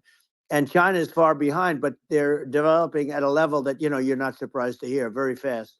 They'll end up catching up, maybe even surpassing. But to me, the biggest problem is not climate change. It's not, and everything's a problem, but it's degrees. To me, the big problem is the nuclear power. The power of nuclear is so great. And when I talk about I'll prevent World War III, I will. But the truth is that you have to, because this is no longer army tanks going back and forth and shooting at each other. This is a level of destruction and power that nobody's ever seen before. Yeah, and actually, there's the bad side of nuclear, which is a nuclear war, very bad side. But there's also, I think, nuclear electricity generation is underrated. You're right. And it's actually, people have this fear of nuclear electricity generation, but it's actually one of the safest forms of electricity generation. It's just a huge misunderstanding. And if you look at the injuries and deaths, caused by, say, I mean, I'm not going to try to pick on coal mining, but just any kind of mining operation. And there's a certain number of injuries and deaths per year. And you compare that to nuclear. Nuclear is actually way better. So it's underrated as an electricity source, and I think it's something that's worth reconsidering. But there's so much regulation that people can't get it done. So that maybe they'll have to change the name. The name is it's a rough name. There are some areas like when you see what happened in bad branding. Right, we'll have to rebrand it. We'll have to give it a good name. We'll name it after you or something. No, it has a branding problem. When you see what happened, it does have a branding problem. When you see what happened in Japan, where they say you won't be able to go on the land for about 3,000 years. Did you ever see that? And in Russia, where they had the problem, where they, there's a lot of bad things happened, and they have a problem. And they say that in 2,000 years, people will start to occupy the land again. You realize it's pretty bad. No, that's not true. But you're right about it. It's amazing. It's actually not that bad. So like after Fukushima happened in Japan, like people were asking me in California, are we worried about like a nuclear cloud coming from Japan? I'm like, no, that's crazy. It's not even dangerous in Fukushima. I actually flew there and ate locally grown vegetables on TV to prove it. And I donated a solar water treatment, a solar powered system for a water treatment plant. And yeah, but you haven't been feeling so well lately, and I'm worried about it. No, but I mean, I'm only kidding. It's fine, It's like Hiroshima and Nagasaki were bombed, but now they're like full cities again. So right. it's really not something that That's right. So it's not as scary as people think, basically. But let's see. I mean, are there some other topics we should touch on? Like lawfare. I think we need to be concerned about what they've done to this country. Obviously, yeah. Well, we just won the big case in Florida. This was a Biden administration did something that's never been done in this country, and that's go after their political opponent, me, with this nonsense and just nonsense. And the big case in Florida we won, but they always pick a judge and a jury, and they use local DAs, they use the local attorney generals, like Fani, Fani, spelled Fani, Fani, and it's all a big hoax, and it's all run from there, like in Manhattan. One of the top people from the Justice Department went in, ran Manhattan, ran the state. The Letitia James deal was run by a person from the Department of Justice, Biden. They've never done this before, and they set up a very bad precedent. It's called lawfare, warfare. It's a terrible thing, and never happened in our country. It does happen in banana republics and third world countries, but it's never happened. And the incredible thing is it actually drove my numbers up because people see, fortunately I have a platform like you, or, in all fairness, like a conversation like this, where I can talk about it and people understand. I mean, you fight for election integrity and you end up getting indicted because you're fighting for election integrity. And when the day comes that you can't fight for election integrity, you don't have a country anymore. So what happens is they went after their political opponent, me. Now Biden's, close to vegetable stage, in my opinion. Okay, I looked at him today on the beach, and I said, why would anybody allow him? The guy could barely walk. Why would anybody allow him? Does he have a political advisor that thinks this looks good? He thinks this looks good because it looks so bad, and it's ridiculous. I mean, and he's been doing that for a long time. He can't lift the chair. The chair weighs about 3 ounces. It's meant for children and old people to lift, and he can't lift it. The whole thing is crazy. Well, he's clearly not, he's clearly like, we just don't have a president right You now. don't have a president, and she's going to be worse than him because she is a San Francisco liberal who destroyed San Francisco, and then as Attorney General, she destroyed California. You talk about location, and we're talking about the sun and the water and all. There's nothing better than California. She has destroyed that. She was the original DA. She was the original in San Francisco. She was the original Attorney General in California. What she has done to California is, well, you know better than I do. You just left California for a lot of those reasons. And what she's done with crime, with cashless bail, where you kill somebody. I mean, we have states there, you kill somebody and they let you out right away. I mean, you don't have to even put up, and then they never find the people unless they kill again, and then they let them out again. Our country is becoming a very dangerous place. And she is a radical left San Francisco liberal. And now she's trying to protect. Now she's looking like she wants to be more Trump than Trump, if that's possible. I don't think it's possible, but she wants to be more Trump than Trump. Yeah. I want a wall. I think that's, she wants to release all the prisoners that are in detention. And some of these guys are really bad. Right. That just came out today. She doesn't want to build the wall, even though the walls work. Walls and wheels. In your business, everything you do is obsolete. Almost, well, not the tunnels, but everything is obsolete. Even your rocket ships. like a month later, they're obsolete. You find a better way to. The only thing that's not obsolete is a wall and a wheel. And the wall, I built hundreds of miles of wall, and that's why we had such good numbers. I was going to add 200 miles.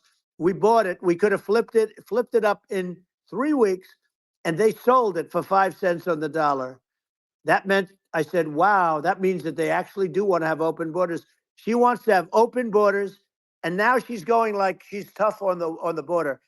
It's such a lie. Yeah, this is simply not true. This is simply not true. And everybody knows it's it's not true. It's a disgrace that she can say it. No, I mean, obviously, what's happening sort of overnight is they're rewriting history and making Kamala sound like a moderate when in fact she is far left, like far left. Worse than Bernie Sanders. She is considered more liberal by far than Bernie Sanders. She's a radical left lunatic, and if she's going to be our president, very quickly you're not going to have a country anymore. And she'll go back to all of the things that she believes in. She believes in defunding the police. She believes in no fracking, zero. Now all of a sudden she's saying, no, I really want to see fracking. If they got in, the day she got in, she'll end fracking.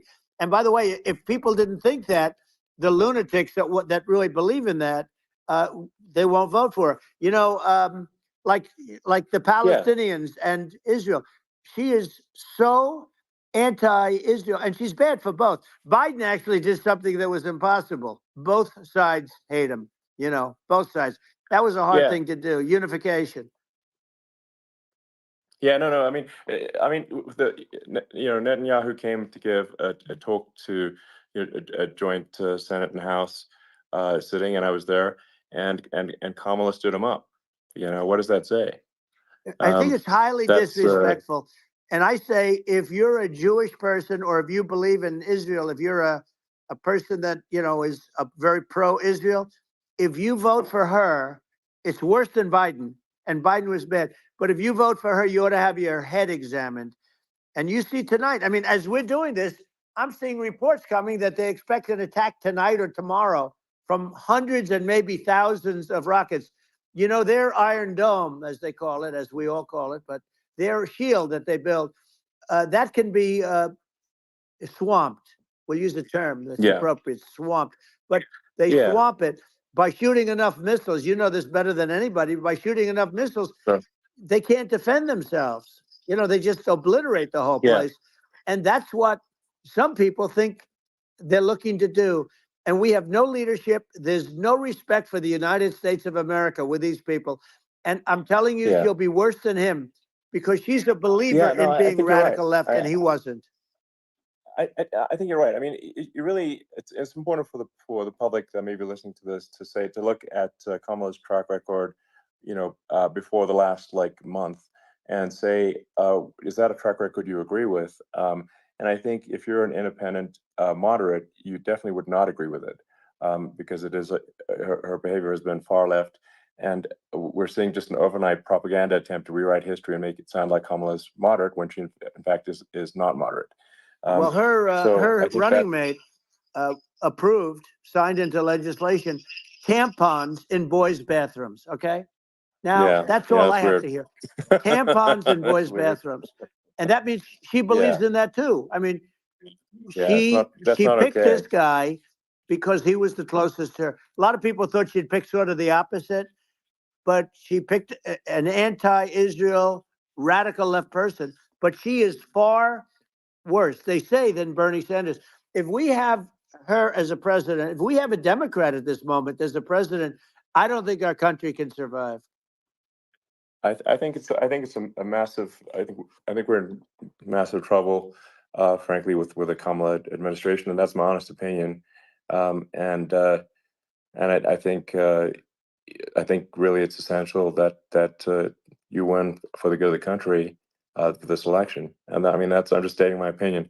Now, you may have seen this, but I got a letter from the EU Commission, saying, to not have disinformation on during this discussion that we're having, and there's a lot of attempts to do censorship and to force censorship even on Americans from other countries, and What do you think about that?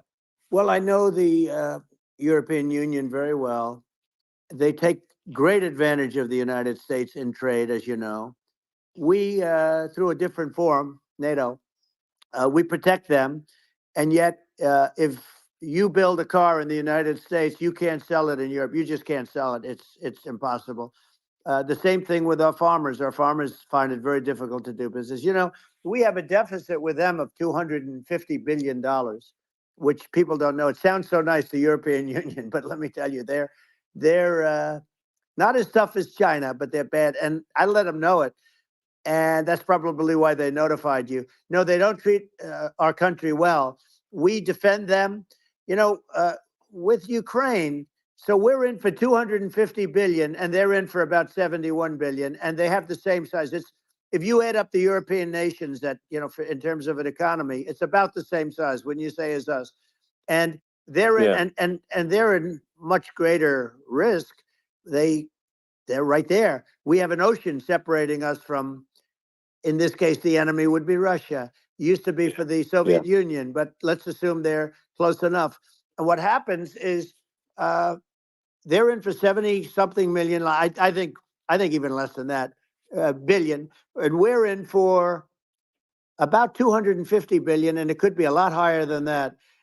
And I say, why aren't you going to equalize? Why aren't they paying what we're paying? And they're in much more, it's much more important for them because of the fact that, they're right near there. I mean, they're all sort of in that location. We're not. But they should, and I did it with NATO. There were only 7 countries that were paid up in NATO out of 28 at the time. And the United States the United States was subsidizing NATO, tremendously subsidizing NATO. And I said, I went in and I said, you got to pay up. If you don't pay up, we're not going to defend you any longer. I took a lot of heat, but you know what happened? Billions and billions of dollars came flowing in. And I think a lot of the public isn't aware of the fact that the United States pays a disproportionate share of the NATO expenses. And then we get taken advantage of on trade. So think about it. Yeah, well, I mean, the point of NATO is defending Europe, and it's it's like, then okay, well, why is the United States paying disproportionately more to defend Europe than Europe? That doesn't make sense. That's unfair, and that is an appropriate thing to address. Well, when you talk about cost cutting and savings and everything else, I mean, honestly, look, there's nobody that feels worse about the Ukraine situation than I do, because I know it would have never happened. I know Zelensky. He was very honorable to me, because when they went with the Russia hoax and they said I had a phone call with him, he said it was a perfect phone call. It was a great phone call. He could have grandstanded and, said, oh, he was very threatening. He said, no, it was a very nice phone call. I called him up to congratulate him on his win, and you end up getting impeached because these people are lunatics. I was talking about the difference from the people within and the enemies on the outside. In many cases, the people from within are more dangerous for our country than the Russians and the Chinas. If you have a smart president, you're not going to have a problem with them. You're going to do things. Yeah. Now, they've taken advantage of absolutely. us incredibly, but you're going to do things with the right person. Yeah, well, I think it's obvious that you're a believer and an advocate of free speech, because during your first term as president, you were attacked relentlessly every day, often very unfairly with false attacks, and you didn't try to shut down the media. You didn't try to inhibit their freedom of speech, and I think that says a lot. Well, the good thing is that you and I have, and some people, very few, we can get the word out. Although sometimes it's hard because they don't want to print it, like we're having a great conversation right now. Kamala wouldn't have this conversation. She can't, because she's not smart. She's not a smart person, by the way. She can't have this conversation. And Biden, we don't even have to talk about it. I mean, he couldn't have this conversation. He would have given up on the first half of a question. He would have walked out. He would have said, where am I? Where am I going? So anyway, but no, he wouldn't have this. That's true. Not a lot of people would have this conversation, but we cover a lot of territory. But the beauty is that we can have a conversation, and I'm able to get it out without, because I get treated unfairly. This is a really big point. You can actually have a conversation with you. Yeah, it's nice, isn't it? And you can't have a conversation with Biden or Kamala. It's like it's not possible. Yes. this is like talking to an NPC. No. So it's just impossible. Well, but think of it. We need a man or person who's unbelievably sharp in order to stop all the nuclear danger and all the dangers that I'm talking about. And I got along with all these. You know, I got along with Kim Jong-un. We had dinner, we had everything, and he really liked me, and I got along with him really well. By the way, he's the absolute boss over there. You know, a lot of people said, "Oh, do you think he really?" That's for Let sure. me tell you, I saw things that you don't want to know about. He is the boss. But you know, we had a good relationship, and he doesn't like Biden. He considers him a stupid man. He said he's a stupid man. Well, at least he speaks his mind. But you know, in this country, you're not sort of allowed to say it. But I guess you are. You should be allowed to say it if it's true. But we need smart people, and we need people that have an ability to lead. And she doesn't have that ability. Can you imagine? Now, you know Chairman Xi very well. Can you imagine her and him negotiating, or even standing together? It is, the whole concept is ridiculous. She is terrible. She's terrible. But she's getting a free ride. I saw a picture of her on Time Magazine today. She looks like the most beautiful actress ever to live. It was a drawing. And actually, she looked very much like our great First Lady, Melania. She didn't look like Camilla. That's right. But of course, she's a beautiful woman. So we'll leave it at that, right? Yeah. Well, you know, maybe it's like, I think part of what, you know, people in America want to feel excited and inspired about the future. They want to feel like the future is going to be better than the past, and that America is going to do things that are greater than we've done in the past, reach new heights that make you proud to be an American, and excited about the future. They want the American dream back. They want the American dream back. More important than anything else. It's like, you don't have that today because the people, they've been just sucked. They see incompetent people running our. The Biden thing is very interesting. People just found him to be incompetent, and when I debated him, I was like, "Is this for real?" It was. Yeah, it was just absurd. But you know, I think there are, like, you know, some grand projects that we could do. I mean, I think, like, you know, we could build a base on the moon. We could send American astronauts to Mars. We could build high-speed connections that are, you know, more advanced than anything else in the world between our cities, so people have fast transport. You know, it's possible to solve traffic with tunnels. We've you know, we already made great progress in Vegas doing that, and you know, and just do things that are exciting and inspiring and make the future feel like it's better than the past. Well, I saw what you did in Vegas, and I'll tell you, it was amazing. I got to see. I took a big glimpse at it, and it's incredible. It's incredible, and you could do that all over. You could do that all over. It's deep. Yeah, you don't even need much structure. You know, assuming you're in the right area. No, it's straightforward. It's amazing. Like, I think we could do some things that, like China's got incredible high-speed rail between its cities, but I think it's actually possible with tunnels, if with deregulation, with an ability to actually, where it's like legal to actually do the tunnels. Then you could have high-speed tunnels that are actually better than anything else in the world for high-speed transport between cities, and that would be something that, you know, Americans can say, wow, okay, we've got something that's cooler than anyone else in the world. That's the kind of thing that makes you proud to be an American. And much safer than surface trains, where there is a danger there, you know, with crazy people. It's much safer, much better. And, you know, it's sad because I've seen some of the greatest trains. I find it fascinating. And I've seen the systems and how they work, and the bullet trains, they call them, I guess. And they go unbelievably fast, unbelievably comfortable, with no problems. And we don't have anything like that in this country, not even close. And it doesn't make sense that we don't. Doesn't make sense. Yeah, and I think also, like, there's, you know, I'm kind of hopping on the excess regulation, but I think something that I think people can generally understand is that what happens with laws and regulations is that there's more and more of them every year, and unless there's a process to clean them up, eventually everything becomes illegal, and that actually it slows down the development of new technologies. I mean, if you take the sort of, like, I think there's room for some reform at the FDA for improving the speed with which we you know, approve drugs that could help save lives and improve people's lives.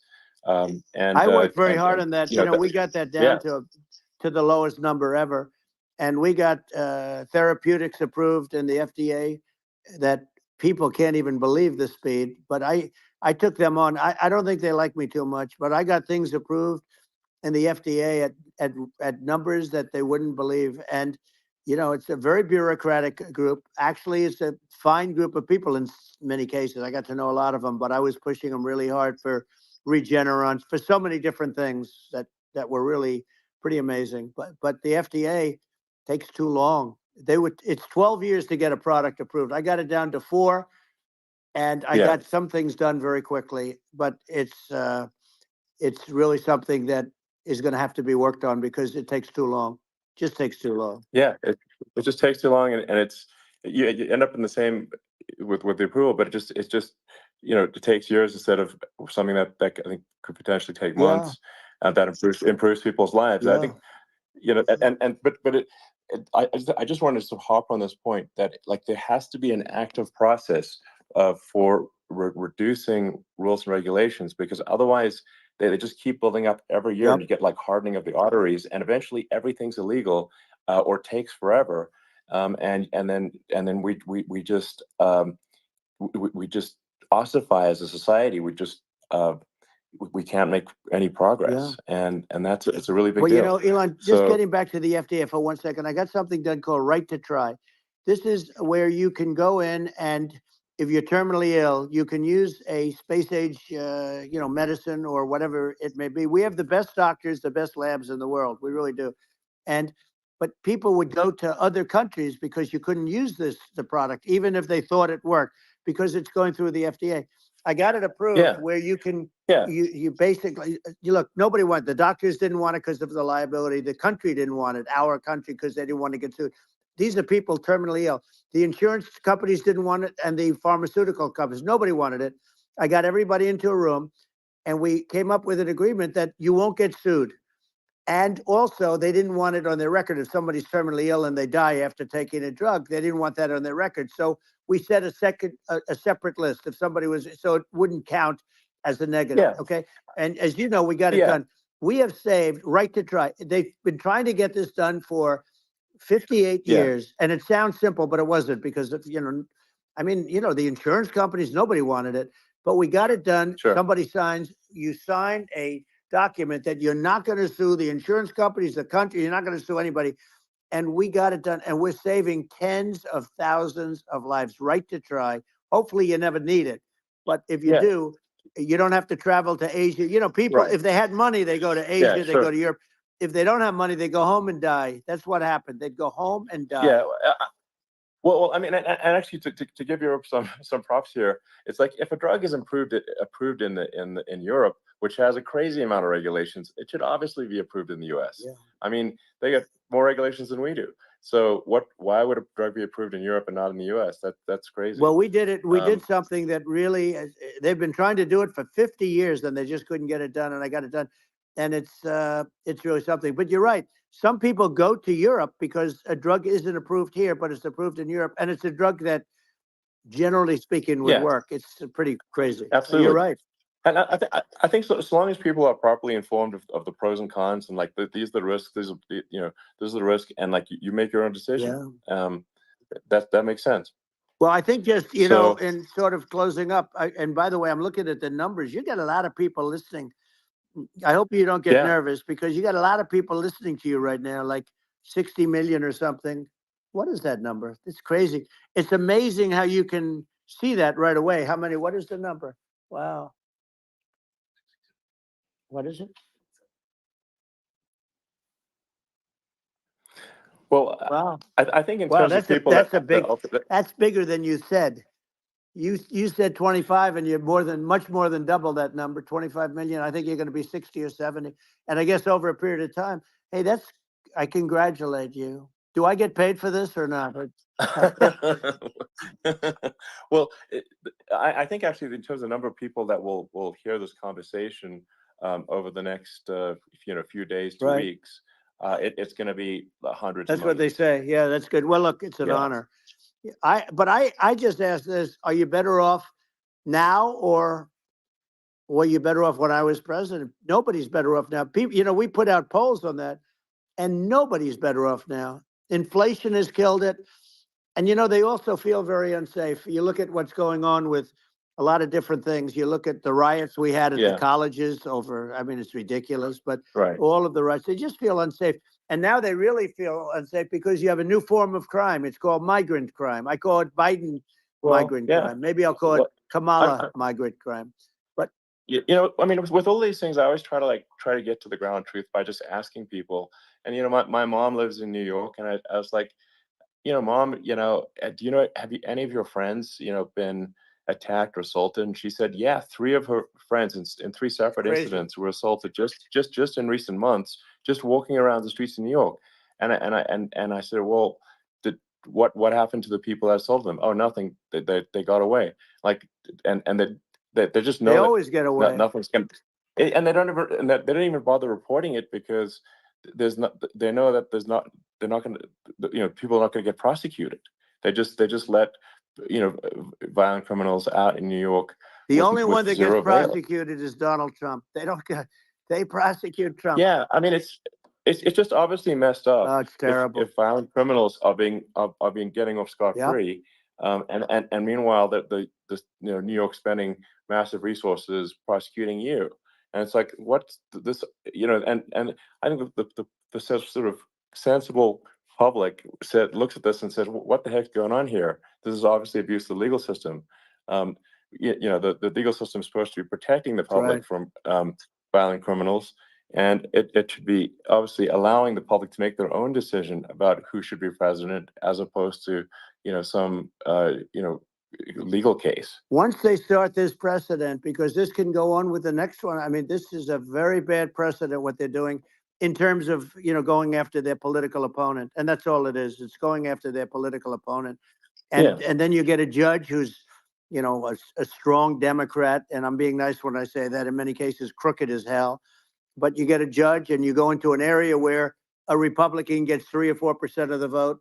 And, you'll have a jury pool with people that hate Republicans or hate. It could also be the other way, though, because it could start the other way in areas where they hate Democrats. And you get into a Pandora's box. It's a very dangerous thing for this country, and a very dangerous thing even for the state. New York City is losing. New York City and state lose a lot of business over what they did to me, because these people say, we don't want that to happen to us. That's no justice system. You have an unfair system of justice, and it's costing New York State a tremendous amount of money. People are leaving and companies are leaving, and they won't come back. So, all of that stuff is important. But the economy now is the big thing, and we can turn that economy up so fast, and people are going to be back again. We're going to get rid of inflation. I think there's a lot of opportunity. Right. Absolutely. So, and I just want to congratulate you. You've done an amazing job. You have definitely got a fertile mind. We can talk. You and I can talk about rockets. Well, it's kind of you to say. Thank you. Tunnels. We can talk about tunnels and rockets and electric cars. So many things. And now you're into the AI, and that's going to be another beauty, I'll say. So it's an amazing thing you've done, Elon. It's an amazing thing, and I congratulate you. I mean, thank you. And I just say here, here's to an exciting, inspiring future that people can look forward to and be optimistic and excited about what happens next. And that's the kind of future that I think you will bring as president, and that's why I endorse you. Well, I appreciate that. That endorsement meant a lot to me. Not all endorsements mean that much, to be honest. Your endorsement meant a lot. And, we have a phrase, make America great again. It's pretty simple, but it really says that we want to make America great again. And we can do it. We can do it now. But if we were going to suffer another 4 years like we've suffered for the last 4 years, I'm not sure the country can ever come back. That's how bad it is. It's so bad. We have to do a lot of things. I think that's a very real risk. It's a big risk. It's a very real risk. Yeah. And it's, I'd just like to note to people listening, like I've not been very political before. And if you look at my record, I've actually been, I'm not like, sometimes they try to paint me as like a far right guy, which is absurd, because I'm like making electric vehicles and solar and batteries, helping with the environment, and I actually I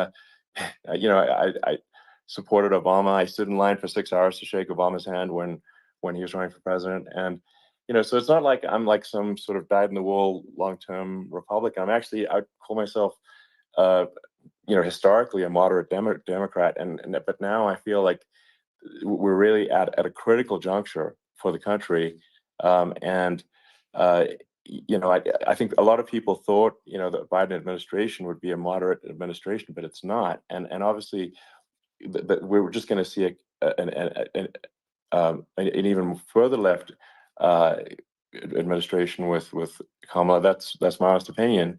I mean, her dad is literally. I mean, she was brought up as an actual. Her dad is a Marxist economist.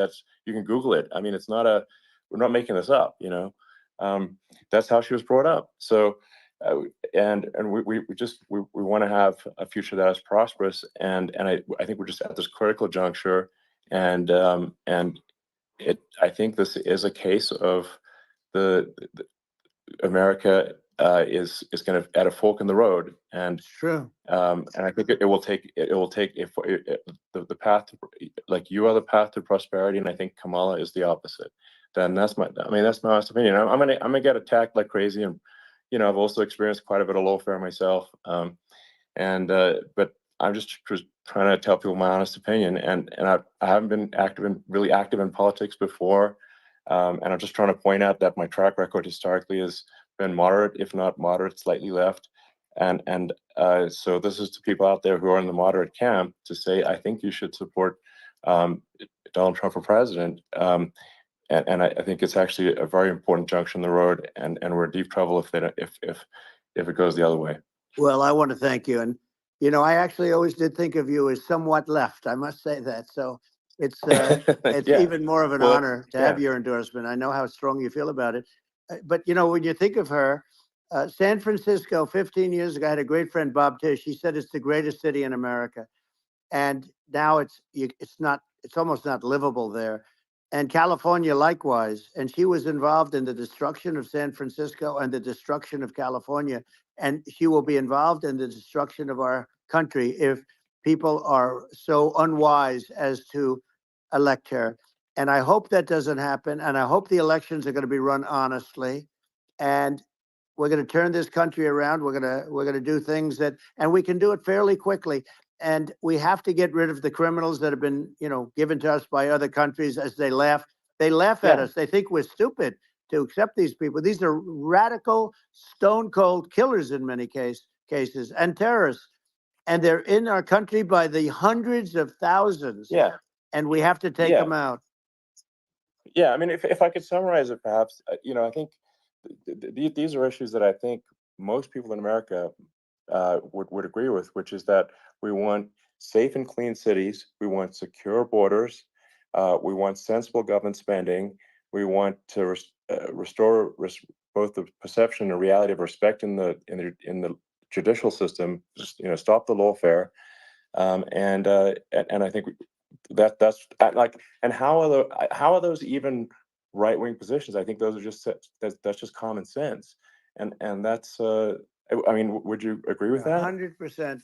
I don't understand, the whole, they call it progressive. They don't like the word liberal anymore, but call it liberal or progressive.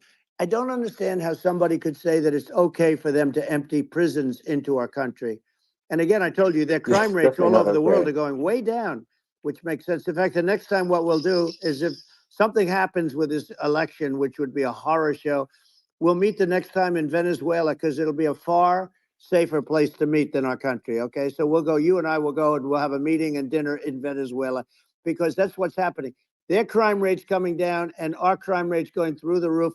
And it's so simple. And you haven't seen anything yet because these people have come into our country and they're just getting acclimated. And they don't know about being politically correct law enforcement or lack of law enforcement. And our police, I have to just end with this. We have great police. We have great law enforcement, but they're not allowed to do their job. They have to be able to do their job without being destroyed. Well, absolutely, and it's obviously demoralizing if you're a police officer risking your life to arrest violent criminals who could kill you and do kill you sometimes, and then you arrest the violent criminal, and then the DA doesn't prosecute and that's let the guy out. Well, then, like, why should a police officer risk their life to arrest a violent felon. Well, even worse, if Elon, nothing's going to happen. even worse, they prosecute the police officer. They go after it and they prosecute the police officer, and they take away his pension, they take away his job, he loses his family, he loses his house. Well, I thought it was very telling, like incredibly telling, that when there was that case where sort of a gang of thugs beat up police officers. I think it was in Times Square in New York, and then nothing happened to those guys. They were let out, zero bail, and I think a bunch of them were given free tickets to California. Well, what is I mean, that is a gross indignity against the United States, and that's how, I mean, this is insane. Like, have we lost all pride? How can such a thing be allowed to occur? I've never seen anything. We see where they get shot. It's a very dangerous profession, but it's something they're very proud of, and they want to be able to do their job. But I've seen them get shot. I've seen a lot of things, but I've never seen where these guys are standing in the middle of a big street, everybody watching them, and they're literally boxing, like punching, stand-up fighting a police officer. There were two of them, and you had about six of these guys, and they're punching the hell out of them. And in their own country, they would be dead if they did that. They'd be shot. They would be shot instantly. And, they come from these countries, and it's taking them a while to realize that we don't do that in this country. But in their own country, if they stood on a street and had a fight with a police officer, they would be shot. There's no political correctness. And it's such a sad, it's such a sad thing to see. And that's the reason you have crime, by the way, because we don't do anything about it. Yeah, we just cannot have a situation where our police officers are beaten up on camera by a gang of illegal immigrants, and then nothing happens to the guys that beat up the cops. I mean, and they're let out. This is unacceptable. Well, we're going to change it, and we're going to get them out of the country. When I first got involved, they said you couldn't get them back to these countries. You couldn't take them back. In the case of Guatemala, Honduras, El Salvador, some others, you couldn't get them back. And I said, really? Oh, you can't get them back? Because under Obama, he couldn't get them back. They'd fly them in, and they'd put planes on the runways in these countries so you couldn't land a plane. They'd bring them back. And the generals told me, sir, we can't bring them back. The countries won't accept MS-13 gang members. They won't accept them. And I said, really, how much do we pay these various countries in terms of economic aid, which is also somewhat ridiculous? And the answer was $750 million. I said, good. Tell them they're in default. They're delinquent. We're not paying them anymore because they won't accept it. And you know what happened? They all called me, every one of them. They said, we would be honored to take them back, sir. We would be honored. It was so easy. But it's one of those things. And we got them back. We took in so many, the MS-13 is probably the worst gangs in the world. They're the most vicious, violent. We took them out of here by the thousands and got them out of here. And their countries took them back. And because I said, you're not getting any more economic aid. And once I said that, they were nice. They wouldn't take them back for Obama. They wouldn't take them back for anybody. And now we have a problem because we have this guy, and they don't take him back anymore with Biden because they don't respect him. It's just gotta be done. We just can't have whether they're citizens or not citizens. We can't have, because they won't prosecute citizens either, not just illegals. So if it's, you can't have violent, repeat violent offenders that are not that don't get incarcerated. That's right. Because they will obviously, by definition, continue to hurt people. And I think where part of this comes from is that there's and I do sort of consider myself liberal in some ways. I mean, it's just that you want to have empathy for people. Obviously, you want to have empathy for people. I totally agree with that. You want to have empathy, but you also have to have empathy for the victims of the criminals. And if you just have empathy for the criminals, it's actually shallow empathy. It's not real. You're not thinking. You have one layer deep empathy. You got to say, like, what if you don't incarcerate this person? Who are they going to hurt? They might kill someone, they might rape someone. If you don't incarcerate them, you have to have empathy for the victims. And there's a lack of empathy for the victims of the criminals, and too much empathy for the criminals. It doesn't make sense. That's why you want to have deep empathy for society as a whole, not shallow empathy for Right. criminals. And we have to give our police officers the dignity and the respect that they deserve. And we have to let them do their job. They can do a great job, but we have to let them do their job. And if we don't do that, it's going to all disappear. There's never been a society like this where you're allowed to do anything you want and nothing happens. And I'm talking about violent crime. And it's going to get more violent because these are really, really violent people. And we're going to get them out of our country, and we're going to get them back to because they were sent here by the presidents and by the various people that run those countries. And I know every one of those guys, and they're smart people and they're streetwise people. And they really think that the USA is stupid. They think we're run by stupid people, and they happen to be right. But when I was there, we had no problem. We got them out. We took out thousands of MS-13 gang members. We brought them back. And now, again, it's the same old story. We don't do it. And they actually gave them a big increase in aid. They raised it up to billions of dollars, and they get nothing for it. So, I hope everybody's going to vote for Trump, and we're going to get this country straight. Yeah. And I didn't need this. I'm like you. I didn't need this. I had a very nice life. I didn't need to go through court systems and go through all the other stuff and run at the same time. I have to run. I have to go through fake trials with, in some cases, corrupt judges, totally corrupt judges. I didn't need it. I had a nice life. I have great locations. I have beautiful oceans that I have places. But I felt it was important. And if I had to do it over again, you probably think I'm crazy for doing it, actually. But if I had to do it over again, I would have done it over again, because this is so much more important than me or my life. We're going to save this country. This country is going down. And these people are bad people that we're running against, and they're liars. They make statements. They do things that are so bad.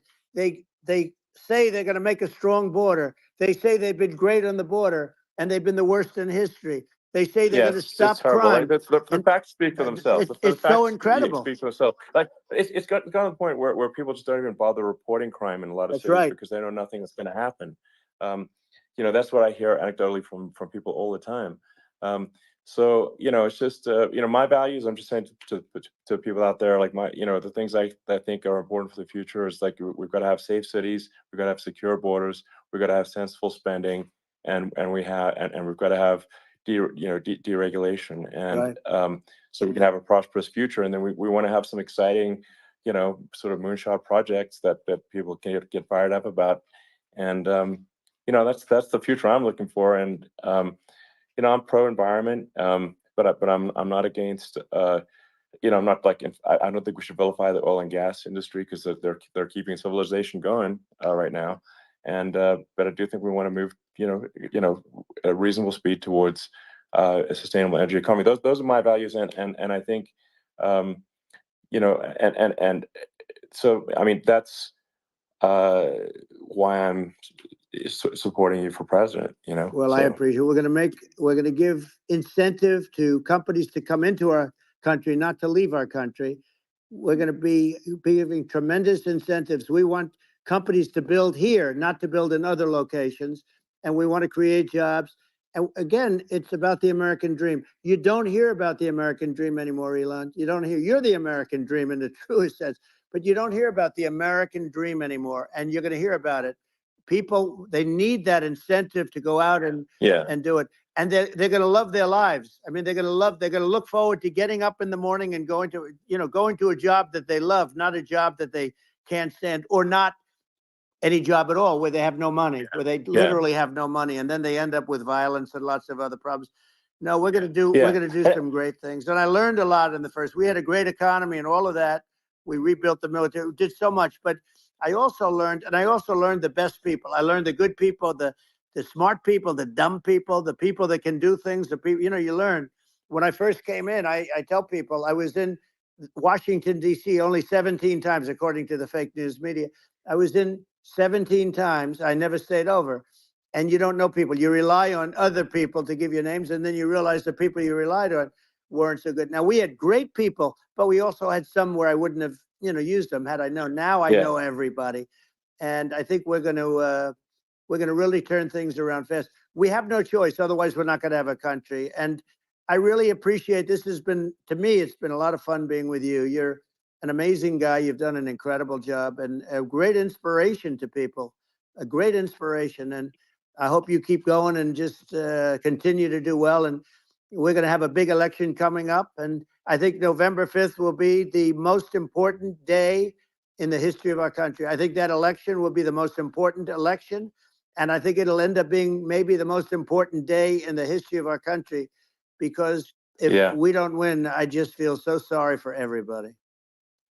No, I think we're at a fork in the road of destiny of civilization, and I think we need to take the right path, and I think you're the right path. So I think that's what it comes down to. Thank you very much, Elon. It's a great honor, and we'll do it again sometime. And it's been really fun, and I hope you got a lot of viewers. I hear you got a lot, but I hope you got. I know you got a lot of them. So I appreciate it. I'll see you soon. All right, sounds good. Thank you. Thank you, Elon. Thank you very much. Bye.